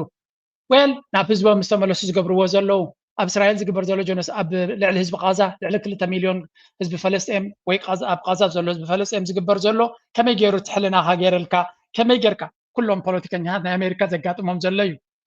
እዚ ከምዚ ኢሉ እናሃለዎ ከሎ ኣብ ዝረይዎ እንታይ ኢሎም ከፋጥጡሉ እዮም እዚ ከዓ ኣብ ናይ እስራኤል ዕብለላ ኣብ ኣሜሪካ ክሳዕ ክንደይ ተቐይሩ ከም ዘሎ እዚ ትሪእዎ ዘለኹም ብሪያን ሽታይል እዩ ዝበሃል ዘሎ ሓደ ካብቶም ናይ ኮንግረስማን ሪፐብሊካን ማለት እዩ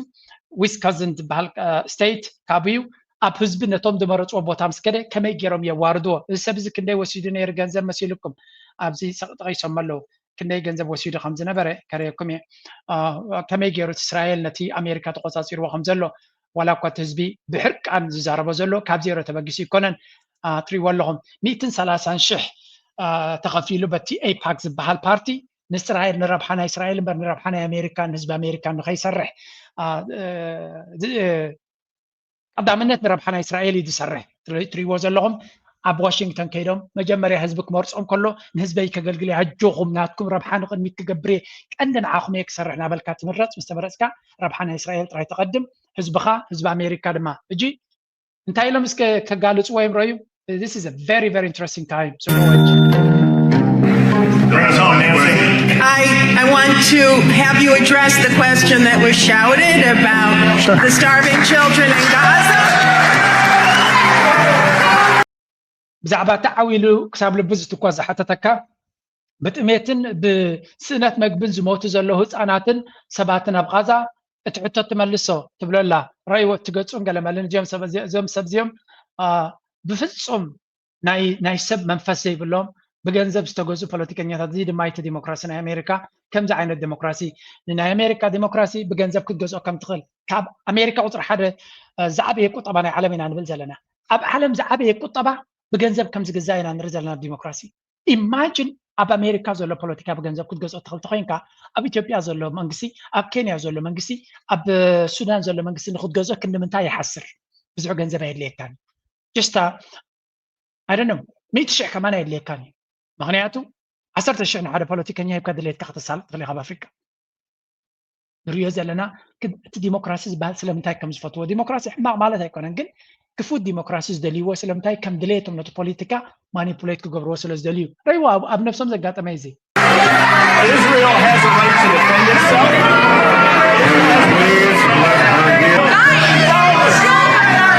It's genocide! You believe in genocide? I am so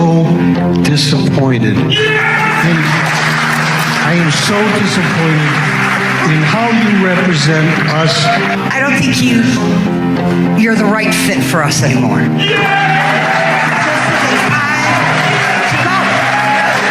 You just don't relate to most of us anymore, and you got to know when to step down. እንታይ ብሎ ኣለዉ ሕፅር ኣቢሎም ናይ ብሓቂ ብዓኻ ተስፋ ቆሪፅና ኢና ንስኻ ብትክክል ረብሓ ናይዚ ስቴትን ንዓናን ትውክለና ትኽእል ሰብ ኣይኮንካን ስለዚ ካብ ሕጂ ንድሓር ንዓኻ ንድግፈሉ ምክንያት የብልናን እዮም ዝብልዎ ዘለዉ እዚ ከም ኣብነት እዮም ቫይራል ኮይኑ ዘሎ ብዙሓት ሪፐብሊካን እዮም ድማ እዚኦም ዲሞክራትስ ኣይኮኑን ሪፐብሊካን ማለት እቲ ዝዓበየ ቤዝ ናይ እስራኤል እዩ እቲ ቀንዲ ቤዝ ናይ እስራኤል እቲ ሪፐብሊካን ዝበሃል እዩ ኣብ ሪፐብሊካን ዘጋጥም ዘሎ እዚ ስለዚ ህዝቢ ኣሜሪካ ብየማን ይኹን ብፀጋም እስራኤል ትገብሮ ዘላ ግፍዒ ኢቕ ኢልዎ ኩሉ ሰብ ፈሊጥዎ ኩሉ ሰብ ድማ ትክክለኛ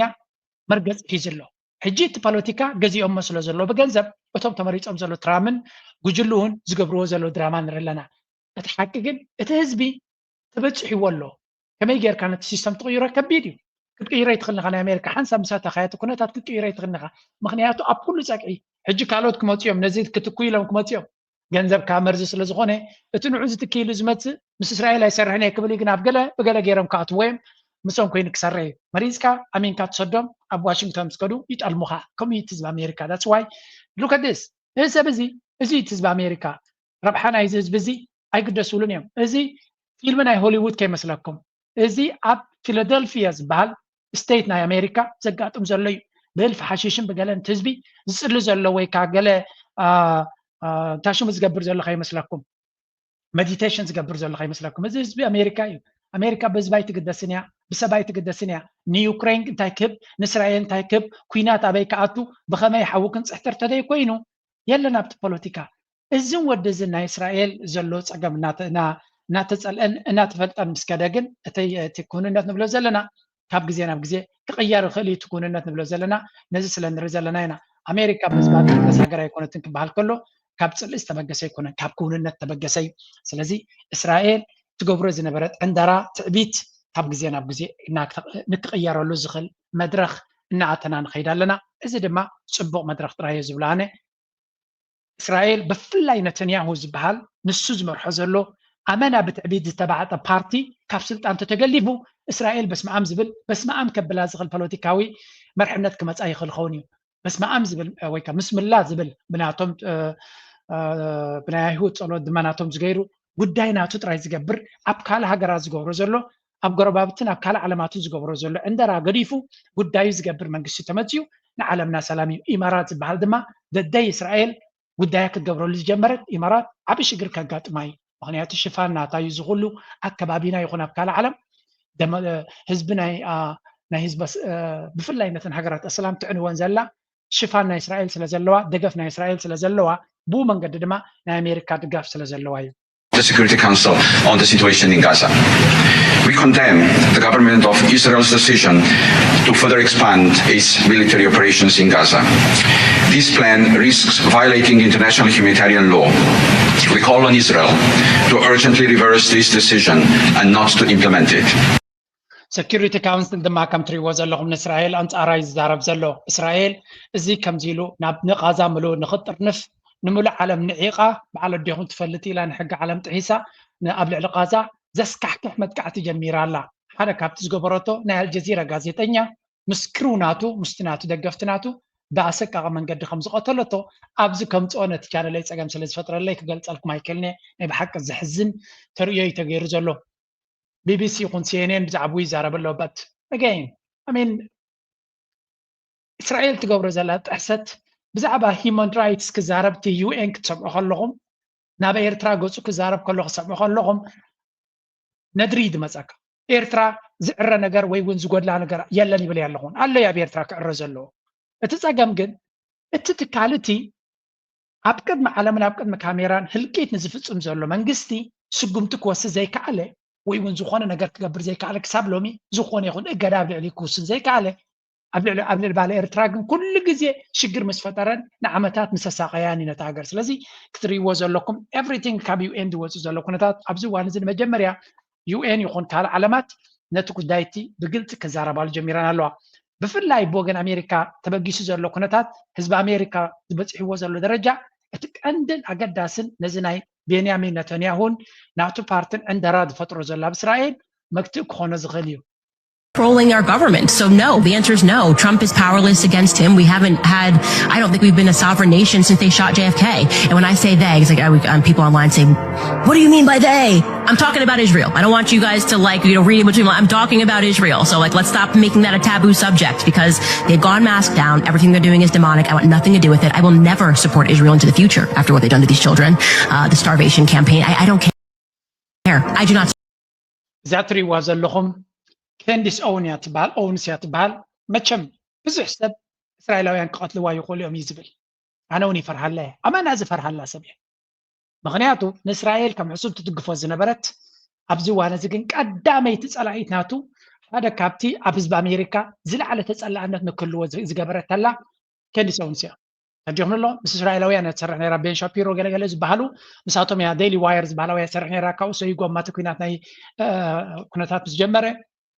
ناي حماس مس حرمه مس نتي كوينات ناي حماس اجيد اتوغن كونينا اتوغن اسرائيل تتمقسقاسات ناتم اسرائيل تغاغ حمزه الله خزار مجمره كابتي تيم ناتم سغيغون كصلموان كصرفوان جميرم جسوت مالحسا فتين كحنتي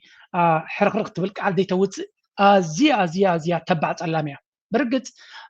بزح نغرات الله انا مسا دي سمام عندغن بعد زيا زفترو زلوا معبل اسرائيل اب امريكا زنبرا صلوا كم معلتنا معلتي كم زحقق ندونالد ترامب حنت كابتم كندز دغفتو نير يماناي كنف كومنتيترن صلاويتنيا مليونات فلورس يوم زلوا فيديوتات ناتا بمليونات يزرى حجين دونالد ترامب ولا حنت حيلي بالكان إسرائيل يتزورك بزخي تيلاتك بزخي تحفل تيلاتك حفت بالكفل تيلاتك كفت بال النابلت كم حسوم تشوف زلا كومنتاتورنا نرزلنا نمانيا خات تزارب زلا it's just crazy أبز قدمت مسيحكم نير نمانيا تزارب زلا أنت الله خيركم ني حدا كابتم عبيت كومنتاتورز بحالو زتري وزلهم هاكر كارلسون هذا كابتن عبيت دقفتنا دونالد ترامب زنبري مسكلتي زيوم لدونالد ترامب عند حقست دنبريهم زيوم انصار دونالد ترامب انصار اسرائيل نشرح له جيس وات نتيا ما نايكنفن ريبابليكانز بحال بيزن ايفانجيليكال بيتكريستيانن توم عند كسمعوان كهرمون زخول زيوم سبازياتهم اتوصي دما تعبت مدراناي اسرائيل كمز عينت امريكا حقاطما خلو ابي ኤርትራ ትገብሮ ዝነበረትና ዓመታት እንደራ በመንገዲ ማራት ክትገብሮ ትፍትንዘላ ኩሉ بوغير كطف سلا زخليا نزي اكستنسيفلي بزسفح ملكع كافرز قبر زلهم اتكالو صبو نغير دما بزرايو rejected changes to international borders through the use of force, saying this would only reward Russian aggression. In a joint statement, 6 countries and the European Commission said they welcomed President Trump's initiative, but they said the path to peace cannot be decided without Ukraine, and that meaningful negotiations can only take place following a ceasefire or reduction of hostilities. Ukrainian President Volodymyr Zelensky said he fully supports the joint statement. Actively. انتهينا نرجع لنا أبزي لنكني فلاديمير بوتين مس دونالد ترامب كراخب مخاني زنقر زلو سلازي زركب زي انتهي يكون نزبل أقداسي يكون دونالد ترامب زي زخوني يكون مس يوروبان مس مني خاطب له مس زيلنسكي كي تراخبه مس بوتين مريت نايملو بزعبانا يوكرين سممعك قبر كم زغل مرحتنا يوروبا دما إذا نقر زي نقبلونينا أب قداينا إسرائيل تقبر زلا أمريكا سلسو تقف زلا مرحتنا يوروبا ناي فرنسا ناي جرمن يقول ناي انجليز كم دما مبزعتهم هجرات اوروبا انصار اسرائيل كوينم انصار امريكا كخد جميرو مالو مجمريا غزي اب غداينا يوكرين ما مليشم يفلالي لو حجون اذا كان تفطر زلو دونالد ترامب انصار كالو ترايدي كورس انصار اوروبا يخير الله كله استراتيجي كوتا مس كندا يبعثالو بقليلو زي فتح بعث مالت مس هند تبايسلو مس اوروبا يسحبالو اب كل غدايات مرغصناتو ولغ زلغ يزبل زلو اكزاكتلي كما يدما امريكا مودع مالت اموتتا امريكا مس فتوتا كتباس جميرا طراي تصقم اتك عندي ودقناتا قلاطف زخ ስለዚ አሜሪካ ምስ ማሐዙታ ብናይ ንግዲ ታሪፍ ክትሰማማዕ ስለ ዘይከኣለት ቀፂዓቶም ኣላ ብናይ ኔቶ በፍንጭ ኣብ ዘይፈትዎ ኢትያቶም ኣላ ኣብ ታሪፍ ከም ሕሱም ሃሪማቶም ኣላ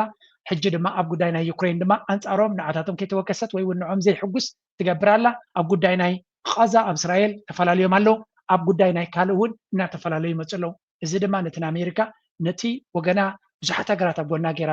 عندها كايرات تخوض الزنبرت حدا كابتي مفتصم تاكون زغل ويونعو نملاي ابي استواصو كغبر زغلي اقداسيو حنتي اب بزح نغر دين سمعها حنت نغر كسمعكم يحجي من بعد باغيرنا ممكن ودينا let's go. Most powerful bank in the world and most people have never even heard about it. I'm right here in Basel, Switzerland, in front of the Bank for International Settlements, the central bank of all central banks. There's a really great book by Adam Laborde called The Tower of Basel that you need to do your homework. And also Catherine Austin Fitts has done a phenomenal job shining the light and exposing this institution. Now, a couple of things that you'll find very interesting is one, it has sovereign immunity. ምናልባት ኣብ ስዊስ ተቐመጡ ነው ኣብ ባዝል ተቐመጡ ትፈልጥዎ ኢኹም ኣብ ከባቢ ባንሆፍ ናይ ትሬን ስቴሽን ናይ ባዝል ዘሎ እዩ እዚ ናይ ዓለምና ዝዓበየ ባንኪ እዩ ዝኾነት ሃገር ሴንትራል ባንክ ዝበሃል ኣለዎ ማእከላይ ባንክ ናይቶም ኩሎም ባንክታት ኣብ ተዓዲ ዘለዋ ኣብ ኣሜሪካ ፌደራል ሪዘርቭ ይበሃል ኣብ ናይ ስዊስ ክኾን ከሎ ስዊስ ናሽናል ባንክ ይበሃል ኤስኤንቢ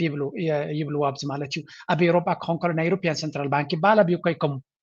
ናይቶም ኩሎም ሴንትራል ባንክ ዝበሃሉ ማእከላይ ባንክ ድማ እዚ ባንክ እዚ ገዛ ዝትሪዎ ዘሎ እዚ ገዛ እዚ ሰበኒ ኣትዋ ይትርን ኢኻ ሰብ ካኣትዎ ይርአን እዩ ኣነ ተምሃራይ ከለኹ እንታይ ኢሎም ጆክ ገብርሉ ነይሮም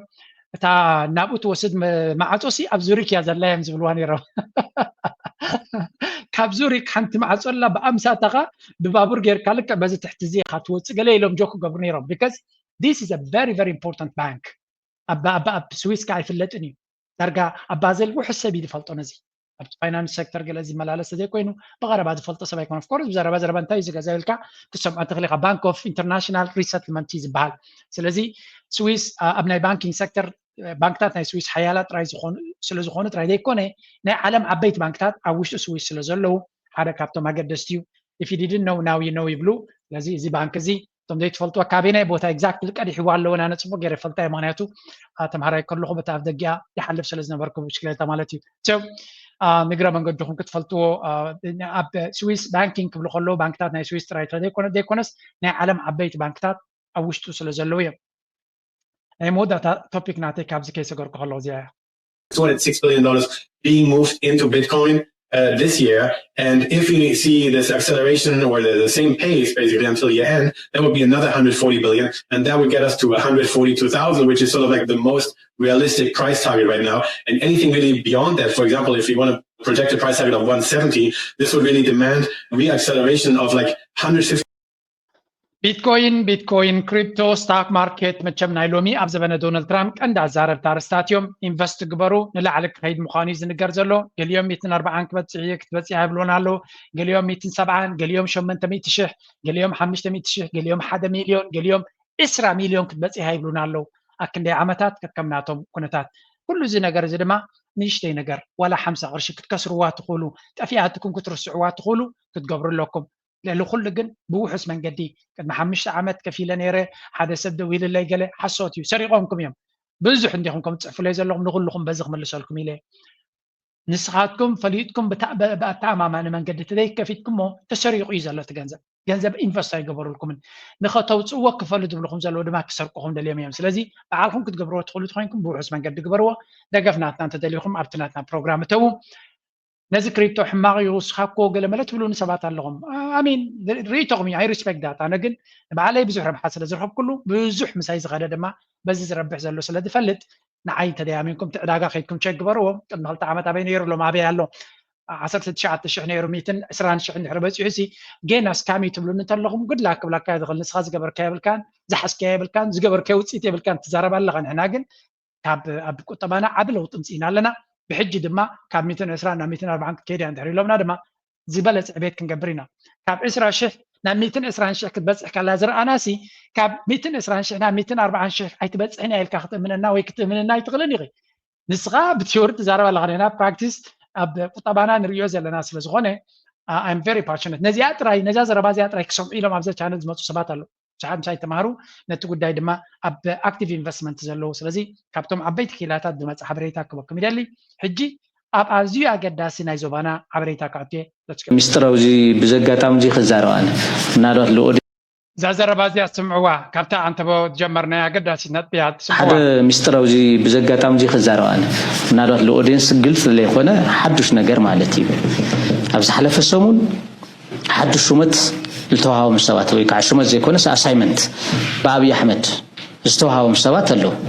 لعنت جنرال سامورايونس 6 كيلو يونيفرسيتي فيتن في زركب عبي هنسا ناي إيرترا وتادراو من كسقاسن ناب إيرترا خمي غير كامزمات خمس كالن بلان نخوص نخكتاتل شمت توهاي وسرح جميرل ستافون وديول لعنت يزنغرك زلو جنرال يوحنس منغاك يوحنس ገብረ መስቀል ማለት እዩ ኣብ ትግራይ ካልኣይ ዘመቻ ወታደራዊ ዘመቻ ንምክያድ በበይ ከመይ ይካል ከመይ ምምራሕ ይካል ንባል መጽናዕት እሱ ንኽመርሖ ስልጣን ተዋሂቦሎ ህዚ ሓላፍነት ተዋሂቦሎ ጀነራል ጻድቃን ጀነራል ተኽላይ ሸብርን አጠቃላሊ ምስ ብርሃኑ ጁላ ማኸርት ኮይኖም ምስ መከላከያ ሚኒስቴር ምስ ታሰበይት ሆነ ማኸርት ኮይኖም ሓፈሻው ናይ ኢትዮጵያ ሰራዊት ኣብ ምጥንኻር ፍሉይ ኣብ ማኸርት ኮይኖም ንኽሰርሑ ኣሳይመንት ተዋሂቦም ኣለዉ ሸዊት ቢተው ብቐጥታ ማለት እዩ ብትእዛዝ ብርሃኑ ጁላ እናተቐበለ እዚ ከምቲ ዝሓለፈ ምላዛት ገለ ዓይነት ግብረ ራዕዲ ንኽፍፅም ጀስት ተመምዩ ህዝን ኣብ ስርሓት የሎ ናይ ሸዊት ቢተው ኢሚዲየት ሓለቃ ብርሃኑ ጁላ ኮይኑ ኣሎ ሕዚ ማለት ኖት ወደን ጥሩ እዚ ንጉስ ባራኺ ገለ ይኾነ ብቐጥታ ብርሃኑ ጁላ እዩ ናይ ሸዊት ቢተው ሓለቃ ኮይኑ ኣሎ ሶ ከምዚ ዓይነት ምትዕራያት ተገይሩ ኣሎ ባይዘወይ ያ ከምዛ ትሰምዑዋ ዘለኹም እዚኣ ምስታ አንተ በትጀመርኩልኩም ከተሓዘልኩም እየ ብወገን ኤርትራ እንታይ ገምጋም ኣለዎም የኤርትራን አቅም በተመለከተ የሚያቀርበው ነዚያ ቅድመ ምግባረይ ግን ኣብዚያ ሓንቲ ነገር ክበኩም ቅድሚ ሕጂ ቁሩብ ኮንቴክስት ከነተሓዞ ስለ ዘለና ሓንቲ ጉዳይ ኣላ ኣብ ብዙሕ ግዜ ከምቲ ዝድለ ዘይተጠቕሰት ዘላ ብክልተ መንገዲ ድማ ክሪያ ጻድቃን ስለጠቀሰቶም ካልኦት አብሪናዮም ነርና ናይ ጻድቃን ግን ጉዳይ ኣብዚ ስምዑ ዋስከ ተናደደው ሰዓትን ነግራኝ ነው ኢሳያስ የተናደደው ሰዓትን ነግራኝ ተደራደርክ ያለው ለዚህ ነው አብይም ለኢሳያስ ሳይነግረው ድርድር ውስጥ የሄደበት ምክንያት አሜሪካኖች ጉሮውን አንቀው እንዳትመክረው ብለው ስለወሰዱት ከጀርባ ግን ያለው ማን ነው ጻድቃን ነው ምክንያቱም ጻድቃን እና አብይ ካሸነፉ ኢሳያስ ካሸነፈ ኢሳያስ እንደሚገለው ጻድቃን ያውቃል the first person እነ ኢሳያስ የማይለቁት ሰው ጻድቃን እንደሆነ ያውቃል ጻድቃን ስለዚህ ኢሳያስ አሸንፎ ከወጣ ልጣፋ ነው ስላለ ለአሜሪካኖች ማለት ኢሳያስ ነው ፓወርፉል ነው የሚወጣው ኢሳያስ ነው ሆርን አፍሪካ እንዲከታተል ስለዚህ ዲክታተር እያዋለዳችሁ ነው ብሎ ነው ጻድቃን ይነገራቸው ፕሪቶሪያ ስምምነት የሚባለው የመጣው በዚህ ምክንያት ነው ለዚህ ነው ጻድቃን ፕሪቶሪያ ስምምነት የኔ ነው የግሌ ነው እያለ የሚያወራው ለዚህ ነው ስለዚህ ፕሪቶሪያ ስምምነት ደግሞ ሲሄድ ተደራዳሪ ሆኖ እንዲመጣ የፈለጉት አሜሪካኖች ጻድቃን ነው ካውኩል እዚያ ዘረባ እዚያ ናይ ባሕቂ ኣገዳሲ ዘረባያት ዘረብ ዘላ እዚ እንታይ ኢሉ ነይሩ ትዝክርዎ ነይሩ ኮይንኩም ውዕል ፕሪቶሪያ ዝተፈፀመ ኣብ መንጎ ፕሬዚደንት ኢሳያስን ኣበን ዝነበረ ዝምድና ቡ ከም ዝተበትከ ስለምንታይ ከተበቲኹ ሓደ ካብቶም ውዕል ፕሪቶሪያ ብህፁፅ ንክግበሩ ኢንጂነር ኮይኑ ብድሕሪ መጋረጃ ዝሰርሐ እዚ ሰብ እዚ ምስ ኣሜሪካ ስላያ ከም ዝሰርሕ ከዓ ይፍለጥ እዩ እንታይ እዩ ከሱ ኣብ ፕሬዚደንት ኢሳያስ ገለካ ወይ እውን ኤርትራ ወይ እውን ሻዕብያ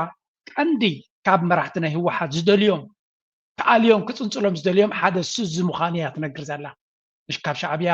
ክፅንፅልዎ እናደለዩስ መንገዲ ስኢኖም ገዲፎሞ ዘለዉ ተበልካኒ I don't believe it ሻዕብያ ነዚ ሰብ እዚ ኣብ ትግራይ ኮፍ ኢሉ ከሎ ኣብቲ ግዜ ሕንፍሽፍሽ ኣቕሚ ስኢኖም ሉ ክንብል ኣይንኽእል ኢና ግን ደሓን ንሱ ንበይኑ ንግደፉ ብሓፈሻ ውዕል ፕሪቶሪያ ንክግበር ዝሓተተ ኣብይ ኣሕመድ ስለምንታይ ፕሬዚደንት ናይ ኤርትራ ጠሊሙ ክኸይድ መሪፁ ወይ እውን ምስ ኤርትራ ከይተላዘበ ናብ ፕሪቶሪያ ከይዱ ስምምዕ ክገብር ዝመረፀ ብናይዚ ሓሳብ ንኣሜሪካ እንድሕሪ ውዕል ፕሪቶሪያ ዘየፈሪምኩም ኤርትራ ናይ ቀርኒ ኣፍሪካ ጎብለል ኮይና ክትወፅያ ጎብለል ኮይና እንድያ ወፅያ ግን ዝለዓለ ጎብለል ክትከውን እያ ገባሪትን ሓዳጊትን ክትከውን እያ ኮይና ኣላ ሕጂ እውን ዝተረፈ ነገር የለን ግን ከምኡ ክትከውን ስለትኽእል ንኣብይ ኣሕመድ ብሓይሊ ምስ ተጋሩ ክዕራቕ ከም ዝኽእል ጌርኩም ገለ ነገር ክትፈጥሩ ክትክእሉ ኣለኩም ብምባል ንኣሜሪካ ይእሚኑ ንኣብይ ኣሕመድ ድማ ኣሜሪካ ናይ ግድን በፍንጫ ውዕል ፕሪቶሪያ ክትፍርም ኣለካ ኢሎሞ ኣይፍርምን እንታይ ኢሉ እንታይ ኢሎሞ ልክዕ ከምታ ኣብ ልዕሊ ኤርትራ ገይሮሞ ዘለዎ ገዳ ኢትዮጵያን ኤርላይንስ ሓፍ ከም ዘይትብል ክንገብራ ኢና ካብ ስዊፍት ክንቆርፀካ ኢና ቁጠባ ናይ ኢትዮጵያ ውሽጢ ሶምን ዓነውነው ክነብሎ ኢና ወላ ሓንቲ ከም ዘይትገብር ድማ ክንገብረካ ኢና ምስ በልዎ ስለዘይክእል ከምቲ ናይ ኤርትራ ትፅመመ ዘላ ተፀሚማ ክትከድ ትኽእል ሃገር ስለዘይብሉ ንኤርትራ ጠሊሙ ኩላቶም ከም እዮም ሱዳን ከምኡ ክገብረና ትኽእል ይኽብለኩም ከለኹም እዩ እቲ ኮንዲሽንስ ኤርትራ ተሓለፈቶ ክሓልፍዎ ይደልዩን እዮም ኣይመርፅዎን እዮም ንኤርትራ በዓላ ትፈልጥ ኢሎም ንኤርትራ ጠቢሶም ንኤርትራ ኣብ ቅትለት ሓጊዝካዮም ኣብ ቅትለትካ ምስ ፀላእትካ ክሓብሩ ዝኽእሉ መራሕቲ ኢና ንዛረብ ዘለና ስለዚ ከምኡ ገይሮም ተሓባቢሮም ንኤርትራ ገዲፉ ምስ እዚኣቶም ኮይኑ ኣብ ልዕሊኡ ድማ ንኣሜሪካ እንታይ ኢልዎም እዩ ዝበሃል ኣብቲ ርክብ ዝግበር ዝነበረ እዚ ኩሉ ምስ ኤርትራ ኮይኑ ኣንፃር ኣሜሪካ ዝምክት ዝነበረ ኣብ ኤርትራ ስርዓት ክትቅይሩ ሳነ ክሕግዘኩም ክእል እየ ኢልዎም ሾክት ኮይኖም እዩ ዝበሃል ማይክል ሃመር ይኹን ካልኦት ሾክ ኮይኖም ሾክ ግን ክሳዕ ክንደይ ዘይእመን ሰብ ምዃኑ ተገሪሞም ሶ ኣብ ሓፂር ግዜ ኣብ ኩናትን ገለ ምሱ ንዝዋጋእ ዝነበረ ክሳዕ ክንዲ ዝኽጠልም ዝኽእል ተኮይኑ ምዝስ ከመይ ጌርካ ኣሜንካ ክስራሕ ክእል ሾክ ፈጢሩሎም ንዓም that's why ኣይኣምንዎን እዮም they still have a lot of problems with him ሰብ ዝእመን ኣይኮነን ንዓታቶም ንኣሜሪካ ክሞተላ ይኽእል እየ እናበለ ምስ ራሻ ምስ ብሪክስ ምስ ቻይና ዝኸሎ ዘሎ ከይርይዎ ኣለዉ ስለዚ ሰብ እዚ ዝእመን ኣይኮነን ዘበሎም ምክንያት እዩ ናብ ትግራይ ንኸይከይድ ሻዕብያን ተጋሩን ዝኽልክሉኒ ዘለዉ ዝበላ ዘረባ ድማ ናይዚ ካብዚ ትብገስያ ፅቡቕቲ ኮንቴክስት ሂቦምና ኣለዉ ተመሊሰ ከተሓዘልኩም ኢምፖርታንት ሓበሬታታት ገለፅለንደካ ሕዚ ናብ ትግራይስ ብናይ ሻዕብያን ብናይቶም ኮርን ካብ ኮርን ላዕሊ ዝበሃሉ ዘለዉ ሰባትን ሸርሒ ምክንያት ናብ ትግራይ ክኣቱ ዘይምኽኣለይ ዝፈጥረለይ ሓዘን ክነግረካ ይክእል እዚ ክልወጥ ይደልዩ ኢቨን ኣት ፐርሰናል ለቨል ትግራይ ምእታው ዘይኽእል ምዃነይ ክፈልጥ ከለኹስ ለይቲ ብምሉእ ለይቲ ይሕዝነኒ ናብ ትግራይ ንምእታው ክኽልከል ወደ ቶክሲክ ወደ መርዛም ሌዋታን እባብ ማለት መጽሐፍ ቅዱስ ላይ ያ ሌዋታኑ እባብ የሚለው ጀነራል ጻድቃን ናቸው ሌዋታኑ እባብ አፋቸው መርዝ የሚተፋ በዚህ እድሜያቸው የነ ጀነራል ጻድቃን የእድሜ መኖር ትርጉሙ ምንድን ነው ዝም ብሎ በቁጥር ነው እንዴ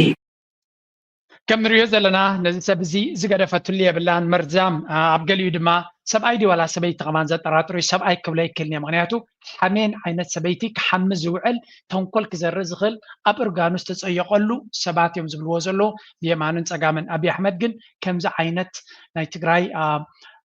وتادراو تمكرو زلو وم دبحالو ابتي ناي تግራይ حمسمس دما عبغد زلوم ابتي وتادراو عقمناتو دما نفانوكس ارزيكل وتادراو عقم سلو زلو كحجزو حجزوا يقول يوم زبلهم نخلاتهم امتيو كم زلو يزنقر نملس ابتنا دكتور ملكيسا مسات عايزنا هنريا አንዳንድ የራሳቸው ነገር ተናግረዋል። እንግዲህ እንችላለን ነው በእነሱ በኩል የኤርትራን አቅም በተመለከተ የተናገሩት ነገር ካለ ጨምረልና ከሌለ እኔ እቀጥላለሁ። የኤርትራን አቅምን በተመለከተ ያገኘሁት መረጃ የሚያሳየው ኤርትራ ውስጥ ወጣት የለም። የሚዋጋ ለኢሳያስ የሚዋጋ ወጣት የለም። ኢትዮጵያ ግን ወጣቶች ስላለን የማዋገት ይሄ ለውጊያ ምንም አያስቸግረንም። ስለዚህ ጦርነቱን ከጀመርነው በቀላሉ እንጨርሳለን። የመንግስት መቀየር እንችላለን ኤርትራ ላይ። ስለዚህ ምንም ስጋት እንዳይገባባችሁ የሚል እንታዮም ዝብል ዘለው ከም ትሪዎም ዘለኹም ኣብ ኤርትራ ዘሎ መንግስትን ምግምጣ ኣብ ኤርትራ ዘለውን ገምጋም እንታይ ይመስል ኢሎሞ ብዛዕባ ኤርትራ ሲ እንታይ ዓይነት ገምጋሚ ሒዙ ዘሎ ንዝብል ኣብ ኤርትራ መንእሰይ የለን ኤርትራ ንሰራዊት ክኾነላ ዝኽእል መንእሰይ የብላን ንሕና ድማ ብተዓፃፃፊ መንእሰያት ኣለና አሚን አይ ቲንክ ብጉራደን ብሰይፍን እንዲም ክዋጉሉ ወላ እንታይ መንእሰይ እንደ ዘለዋካ ሰራዊት ብቁዕ እንደ ዘለዋካ መጀመርያ ጉዳይ ናይ ኢትዮጵያ ካ ተፅርም ካልካ ባት አገይን እቲ ኩነታት ኩሉ ድራማ ስለ ዝኾነ ከምኡ ኢሉ ክዛረብካ ግድን ኣለዎ እንተደየለ ከምኡ እንተደይሉ መን እዩ ሕራይ ክንዋጋ ኢና ክብሎ መን እዩ ካብቶም ሓለፍትናቱ ንፋኖ ምስ ዓርሲኢኑ ዘሎ ሰራዊት ናብ ኤርትራ ገይፁ ክዋጋ ከይዱ ተዋጊኡ ክዕወተሉ እዩ ኢሉ ከኣምኖ ዝኽእል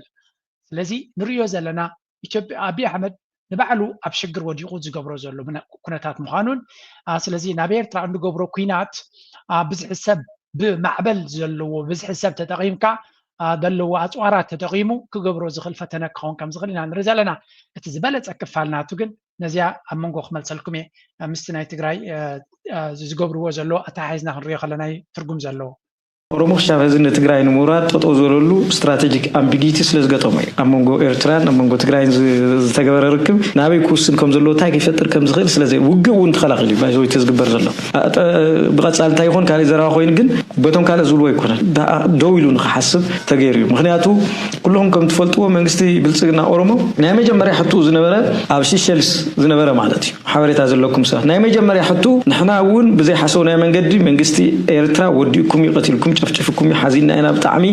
ስለዚ ናይ ሓባር ፀላ ኣለና እቲ ውግእ ጠጠው ነብሎምን መንግስቲ ንኤርትራ ንውረር ዝብል ኣጀንዳ የቕሪቡ እዚ ይቅበሎን ኢሉ መንግስቲ ትግራይ ዋላ ሰራዊት ትግራይ ቀፂሉ ንፋኖ ቀጣቂትኩም ግዛዕ ጌርና መሬትኩም ክትርከቡ ንውረር ኢሉ እዚ ኣይቅበሉን ኢሉ መንግስቲ ትግራይ ሰራዊት ትግራይ ስለዚ እዚ ተሃንዳዳይ ዝኾነ ናይ ውግእ ሓይሉ እውን ጠጠው ዘብል ይሰ زربات سمعوا الله يوم زي بزوج زي أمثلكم يعني سلزي تي تمدوز بحال ويونتي بوجن تجراي زلوا هم مونجو إيرتران تجراين قالوا تكانوا تهدروا مرة حنا تجراين إيرترا دحرتكوا إن دارجة أول بريتوريا بيلوميم إتكوميونيكيشن جميرو سخان تايزن أجر إلى ما نعبي كلتيهم وجنا ترديهم ميم فصلتهم يحسب كم زلون حد حدهم مجمريا كم تي حدا جزيت إنياز بلو نشعبية حسكا مش شعبية خوين كان هو حد تطف بس هو حد كان شعبية تطف نخلت يوم صدفة خادمة موسكا إن نيرترات قاصرة زبل كوربوريشن زنا برا أب كابو من لعلك حسب زخلا يكونن نزيان خجبر دما كم زفتنين عن رجالنا دبرتين كان دما أنا تشير والو كل زي نجارات زي كتحازلكم إيه connecting the dots بحال حبريتها ما أشي ترجم زباك أبزي channel زي وشت أو حبريتها ويون بسلاء وتي ويون بقلة بدوكمنتي سدونا اليوم تاينا قلنا قبر كل تا public discourse لو connect خنقبر مزجمرنا هذا story هذا ما جمتنا قريبنا public ناي مستيراو channels اللي زي كونه زي كا public زول حبريتها combine غير كارتو زول لو كونتات كتتحازن تفتين كا هذا story هذا ملغتي زي محل علف I think that's why the man is channel مسيهم تريو نمبر أب عالم زي اللي مستير قرقيرنا أنا مسألكم إنه معناته مسلياتنا هجرات اللي يسرح كم تاس اللي زي بلنا جن ካብቲ ደገ ዘሎ ብዙሕ ሓበሬታ እንተተሓይዝካዮ ኣገዳሲ መልእኽቲ ክትረክብ ትኽእል ኢኻ በይኑ ሓደ ትርጉም ኣይሂበካን እዩ ንቐፅል ኣብዚ أنا ሽምግልና ምንቅስቃሳቱን ከም ዝተገብረ እውን ትክክል ይፍለጥ እዩ تس ሽምግልና ድሕርቲ ናይ ፓርላማ ጠቅላይ ሚኒስትር ምስ ተዛረቡ ዝመፀ እዩ ወቅታዊ ውግእ ተፈለጥ ያ ናይ ሎሚ ናይ ጎታት ኣይኮነትን ናይ ኢራን እስራኤል ዓይነት እዩ መርሓቲ ያው ከጥፍየ እዩ ነይሩ ዘረባ ቴክኖሎጂ የለይ ስለዚ ሕደጉ በልዎም ዓበይቲ ዓዲ ዲፕሎማት ታውጂ በታወጅ መሰረት የመጽ ካብ ትግራይ እውን ነዚ ሰምዑ እንታይ ዝበሃል ዘሎ ክንዲ ተበደልናስ ክንዲ ተጸመምናስ ንሕና እውን ዲና በደልኛ ክንበሃል ተኽሲ ክገብሩ ክንበሃል ዘለና ዘረክቲ ዲና ክንበሃል ዘለና ስለዚ ዓገር መንደት መራሕቲ መግለፂ ወሰሚዮም ፓብሊክ ዲፕሎማሲ ካልኦት እውን ለዚ ተፈለየ ምንቅስቃሳት ነይራያ ካብዛ ሓለፈ ሰሙን ማለት ምንቅስቃስ ሒዙን ኣሎ ብኣካል ይምፁ ወቅትና ሽምግልናታት እንታይ እዩ ባታ ምስ ወደቡ እውን ይረኸቡ እዮም ምስኦም ምሕዳር እውን ይረኸቡ ምስ ካልኦት ውድባት እውን ምስ ሕብረተሰብ እውን እቶም ኢትዮጵያ ዝውክሉ ሽማግለታት መፁ ተመዛበልቲ ረኺቦም እዮም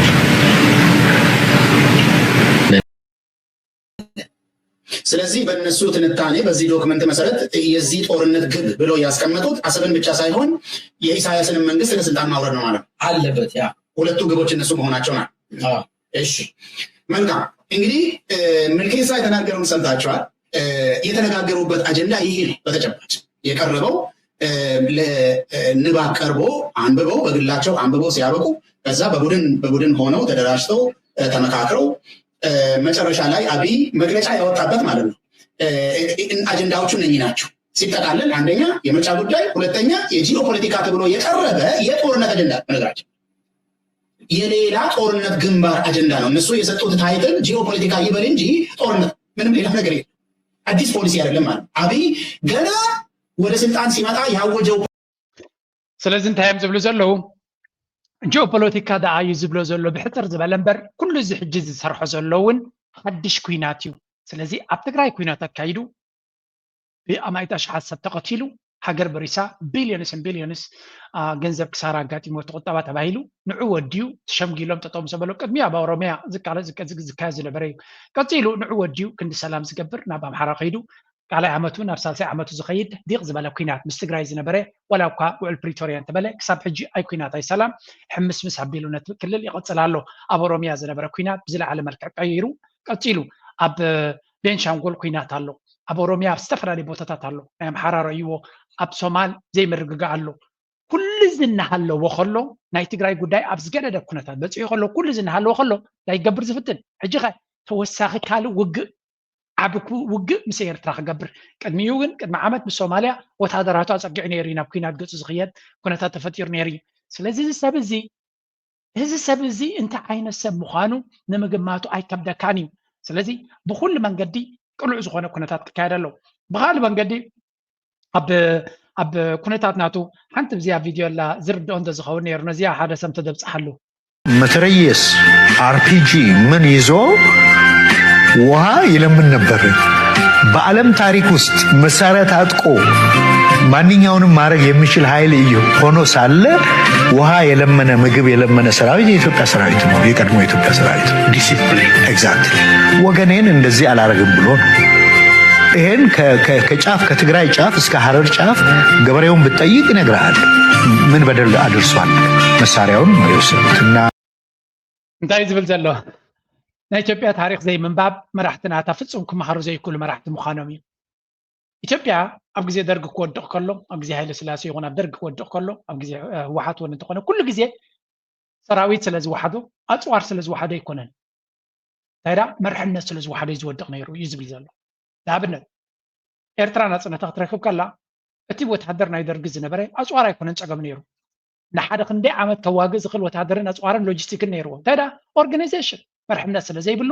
ከም ሕፃ ተበቲኑ ተሪፉ كندي وتهدر ديو كاب إيرترا وطيو السودان قصة ساتوه أنا ودي خرن سلزخون كنيش تيقول أخلو خاص الذكر كاب كرن أنت تيتا تتوقست شعبيا أبتسان حدا وقاي قبرو كاب تجازاوتنا زوج زنبر سراي كابانا وصيل كنا بلا لمباغس أم تسقيهم زنبر مالتي بروتوم تسكيمم عرب مدري كاب تعدك خدو خلوي ذكراني أنت خوينا مخدو لو يردعنا ينبر دسم بستودو كلتا معلت قلم زقبر يوم قدامه تقدل تمتيون أفكرن مالتي بقرم نا توقع زمتيون مالتي هين مالتي تاريخ زي مهاريوم زي بس حسبن حتى إن سلزقون مركا كله يكونات تواقع أنت سعر مالت كم زي كونه حتى إن وتهدر نكو أبفانو نالكارو يكون نزي فانو زي أبفقدو كفيلو زو علزل يكون سعر كذا كم تري ورا لون فانو بزقت بزخونه يكون من جدنا خدنا أبن سراويتون ناقش مده أبتبغ درجة أبتبغ أو ما كم زلوا يزن الجرزلو بس هاتهم جن تكون تاتنا هاتهم الرسنس لازقبر لهم سمعوا ما بزي يتسمع ما يايوت إني ميديا لا يبمتوا طورنتكم من أمن طورنتي أجازات نقولين بوالت نقولين كلبي بوالت نو كإثيوبيا قطر عند كونت ألات جا عن سلامي جافة فنساو طورنتي يتأمك على نساو إثيوبيا عندنا واننا ألات كتبالة جا يتبابرو سوتش يطورنت أماكيوش يطورنت أنتيناوش تيجي مننا كتبيه لا أغلط بس دربايزي تمالي باش كعلال دزارب زربرونا أغلط بس دربا نتوم أنت عرب تطويلهم زلون مسيرترا مسجبت مسكالوتهم كوينهم زمخرون زماخرون زلون طلعتنا بلا بلا قبلهم زوال زلون نقطع نشي أبز خاسمه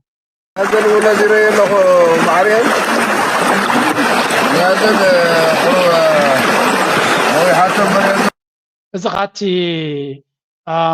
حرامريت قلقلت بحال زلو كم تري وزلهم ኣብ ትግራይ ዘሎ ንኩናት ምድላዋት ድሮ ኩናት እውን የካይዱ ስለ ዘለዉ ዝካየድ ዘሎ እዩ ኣብዚ ኣይ ቲንክ እቲ ምክትል ግዜያዊ ፕሬዚደንት ዘሎ ዝተዛረበ ስሙ እዚ ካብ ህዝቢ ትግራይ ወፂኻ ዘይሓራ መሬትካ ሓራ ኢልካ ኣብ ዓፋር ተቐሚጥካ ኣብ ኣምሓራ ተቐሚጥካ ኣብ ኣዲስ ኣበባ ተቐሚጥካ ንህዝቢ ትግራይ ምትኳስ ንህዝቢ ትግራይ ምድማይ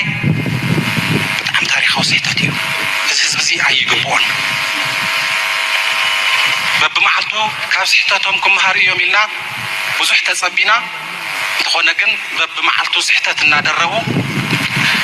نبتقادل تتقراي متقواس جميرو هو السبات مدفع جميرو بتمو وزلو مستفل عليه من قد تسحيتهم زخدو منعسي كابزق كي تقبارزي كوصلو وكي زخونا بوليتيكا وعلامة زلوهم سبات ناتو مسحيتهم نبي ما نايم نقد خيم الله سيوم كجبروه تدنا جرما أمسكدو بتاس تدنا جروا نفس بتقرأي تقويسهم نبتقدر تقرأي تقويسهم قبل تنسين جنرال تدرس وردن لا تسألي كامو أيام نتيس خان خد وزلهم قرزوا حجرات تقرأي كتب كهذه وعزبلون بذك على الملكوم تقرأي مزيكي بأكل قصر زلوا زلكوا عمي زلوا ما لا تفتي زمدون حجرات تقرأي عمك هذا عند أنت وقفة طريق لا تيتركم يوم الخط حسب جنرال تدرس وردن نسون رقم زكاة من البتانية كمان السؤال قبل كورة زتكون هم اللي أمر بتناجرني وأيامنو اللي مالت مقام مالت يكون ريزيرف مخاني ويكان نيجاتيف رول يتصالتن مالت جنرال تدرسات صندو جليل شمو خالي بوداي كوينو فيدرال منكستون زي فلتو منكس قصد زخنا خالي بوداي كوينو تزي مسز بعلو زراحه ولا قاقي صبغيو خمس جنز قفور فدقف زقفونيو زول زروا خزارو سمع خوي مثلني جنرال تركان يسي حزي 17 عام ملو تقاليسو جنرال تركان تاي انتي تقاليسو بيرا وصعنا يروي بيراو وصع سلا زنبره درباو وصع سلا زنبره كل ما نايتو دبا مسرارتا بيراو ود كوين سلا تمثلت 17 عام ملو تقاليسو سو بزحات مصوتو قبيل كواتل ذي بتاعمي كدقف زلو ذي ترى يكون نفسه فعلى الخبرات انتو ممكن زلو توتر تزولا تيشن ويوترت زخونه نجر هذا سوردسي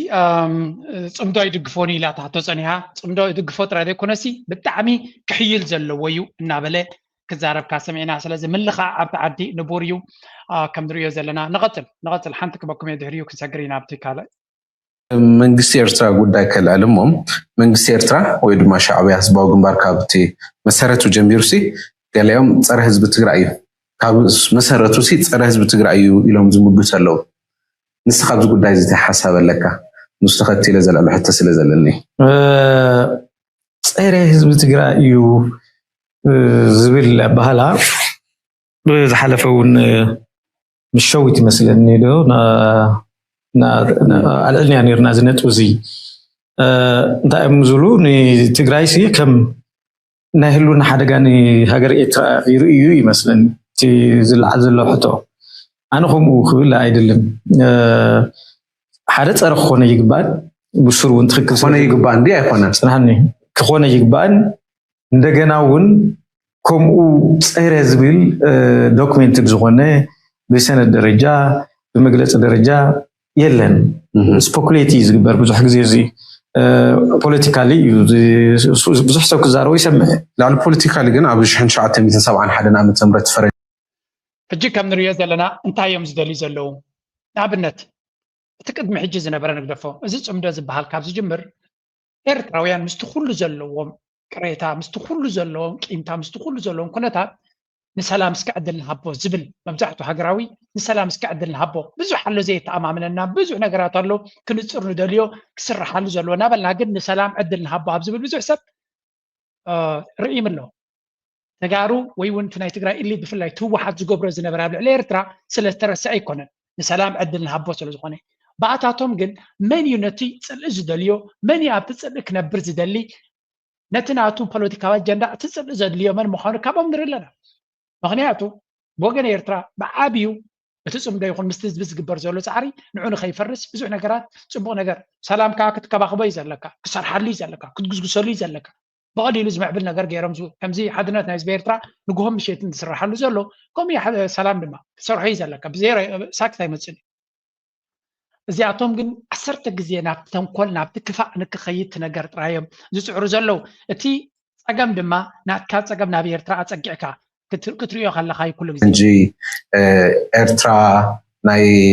ጀብሃ ምንቅስቃስ ኣብ ዝነበረሉ ተጋድሎ ሓርነት ህዝቢ ኤርትራ ተባሂሉ ዝፍለጥ ዝነበረ ህዝባዊ ሓይልታት ኢሎም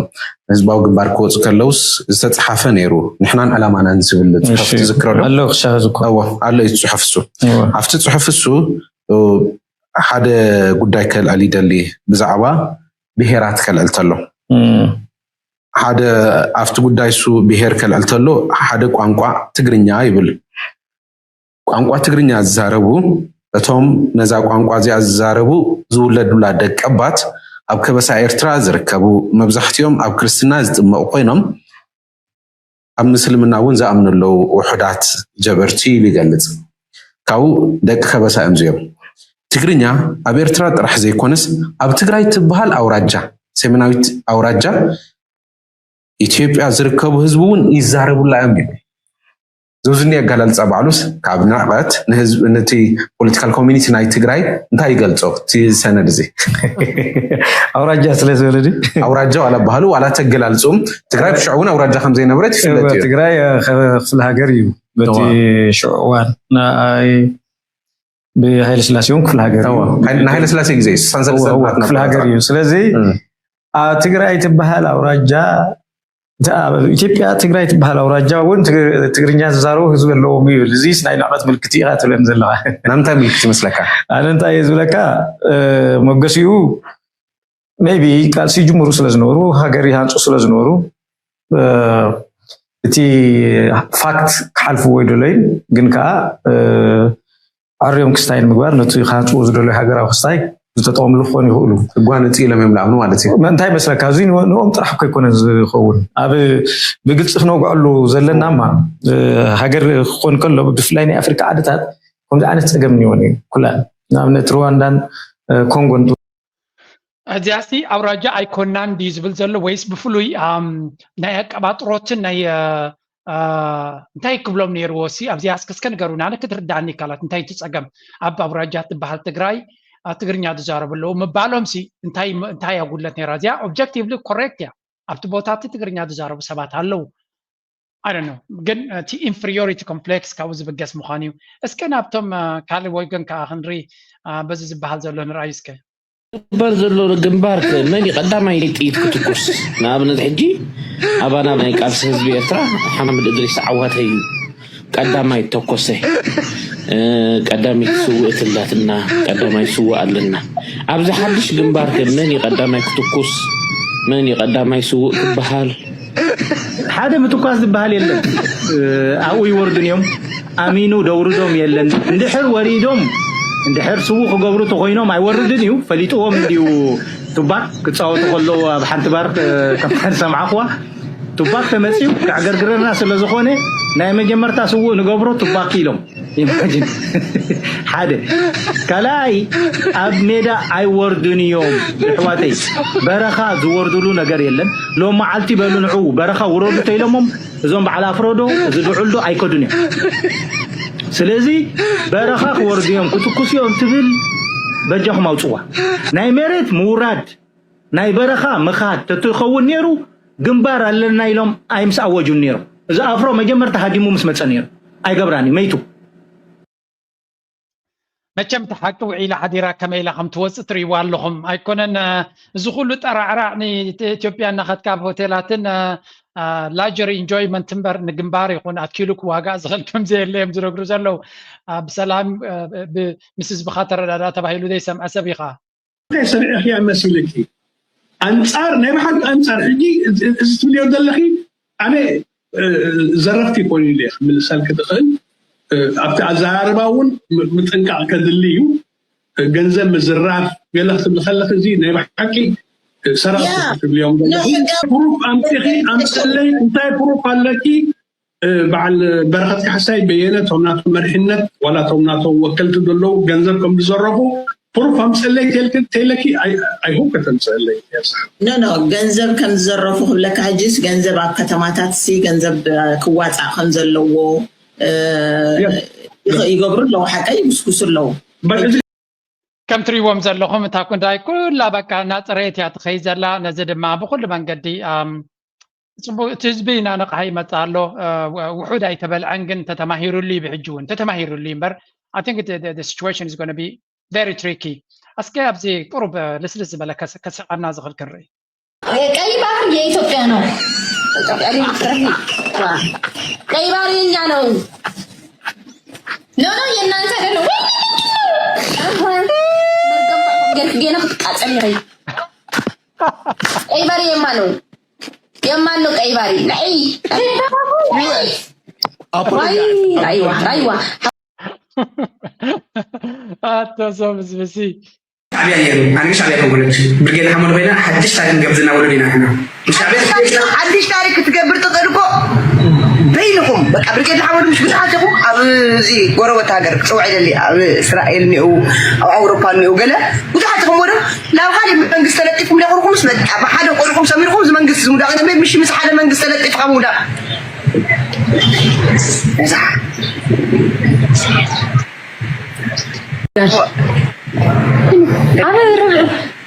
كيتقبل يعطيه صار يزنبر الكخشينه تمثل ابا مبلعيتو ابا محريتو ابا كوفتنا يبرقدنا حمدو سبسبه خوعلكو جزو انسويت ان تفاتحكو ايو هيوت تبهلكو يقولوا على خاف صراحه تبهلي ورقه يقولي يلا خمس كده كابز زعب وردت الله وين اقول anyway I think it بعد اليوم كايهب تمولو يحطوا له كيف هو ما نسوي اوفيشال يوم حاتيتو سلازي انا نزي يبلك الله بتي كابت برجينا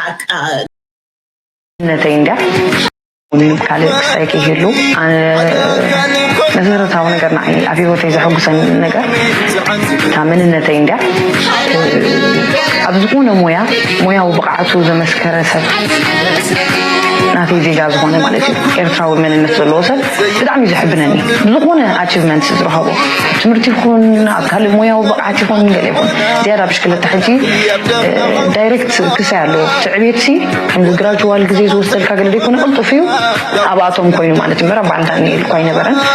እዚ ናይ ዩሲኣይ ጉዳይ ምስ መፀ ትዕቤት ቀልጢፉ መፂኡስ ኣብ ስክሪነት ኣርምስትሮንግ ዝበሃል ሰብኣይ ክንሪኤሉ ንውዕል اسم ميديم كوريا جميرنا قال بهاو دوس كوريا جميرنا قال قالي نغير يكون حجز تا بانديرا خطر خلاو قال نعاكم ميديات مسرتاو زمسطني ነገር ንስዩ በቃ ኣብ ዝኾነ ኣጋጣሚ ደርሳኒ ነዚኣ ዝበልካ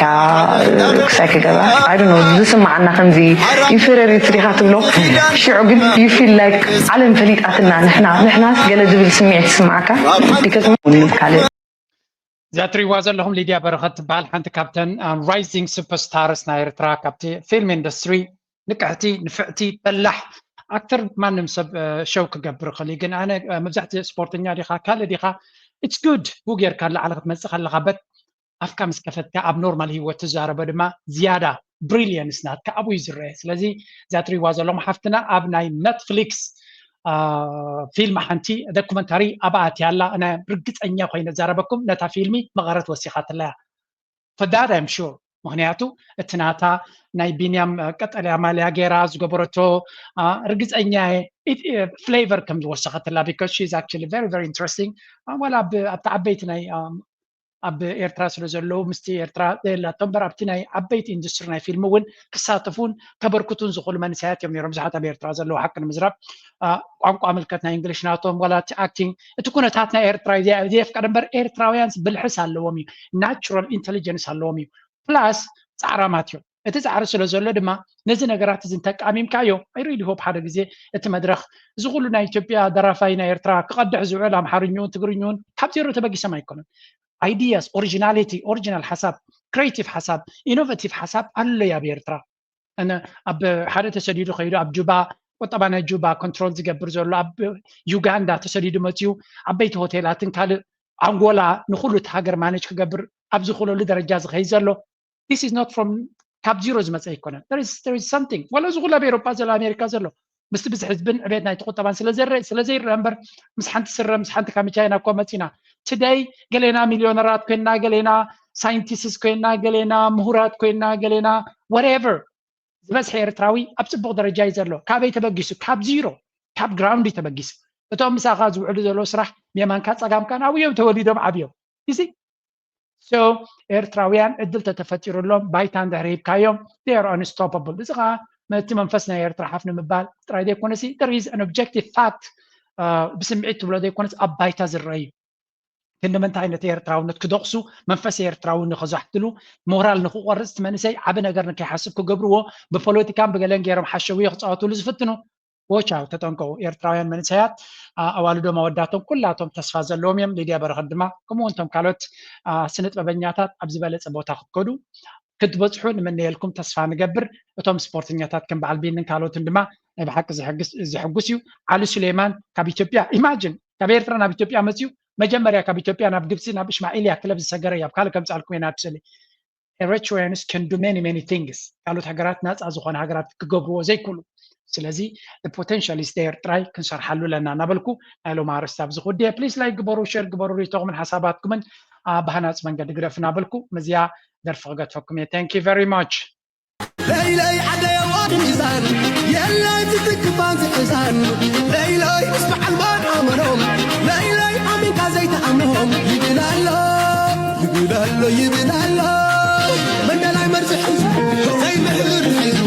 من دلاي مرزح زي سقر انت لا زي سبح وسبح تسمع يبنالو ليلي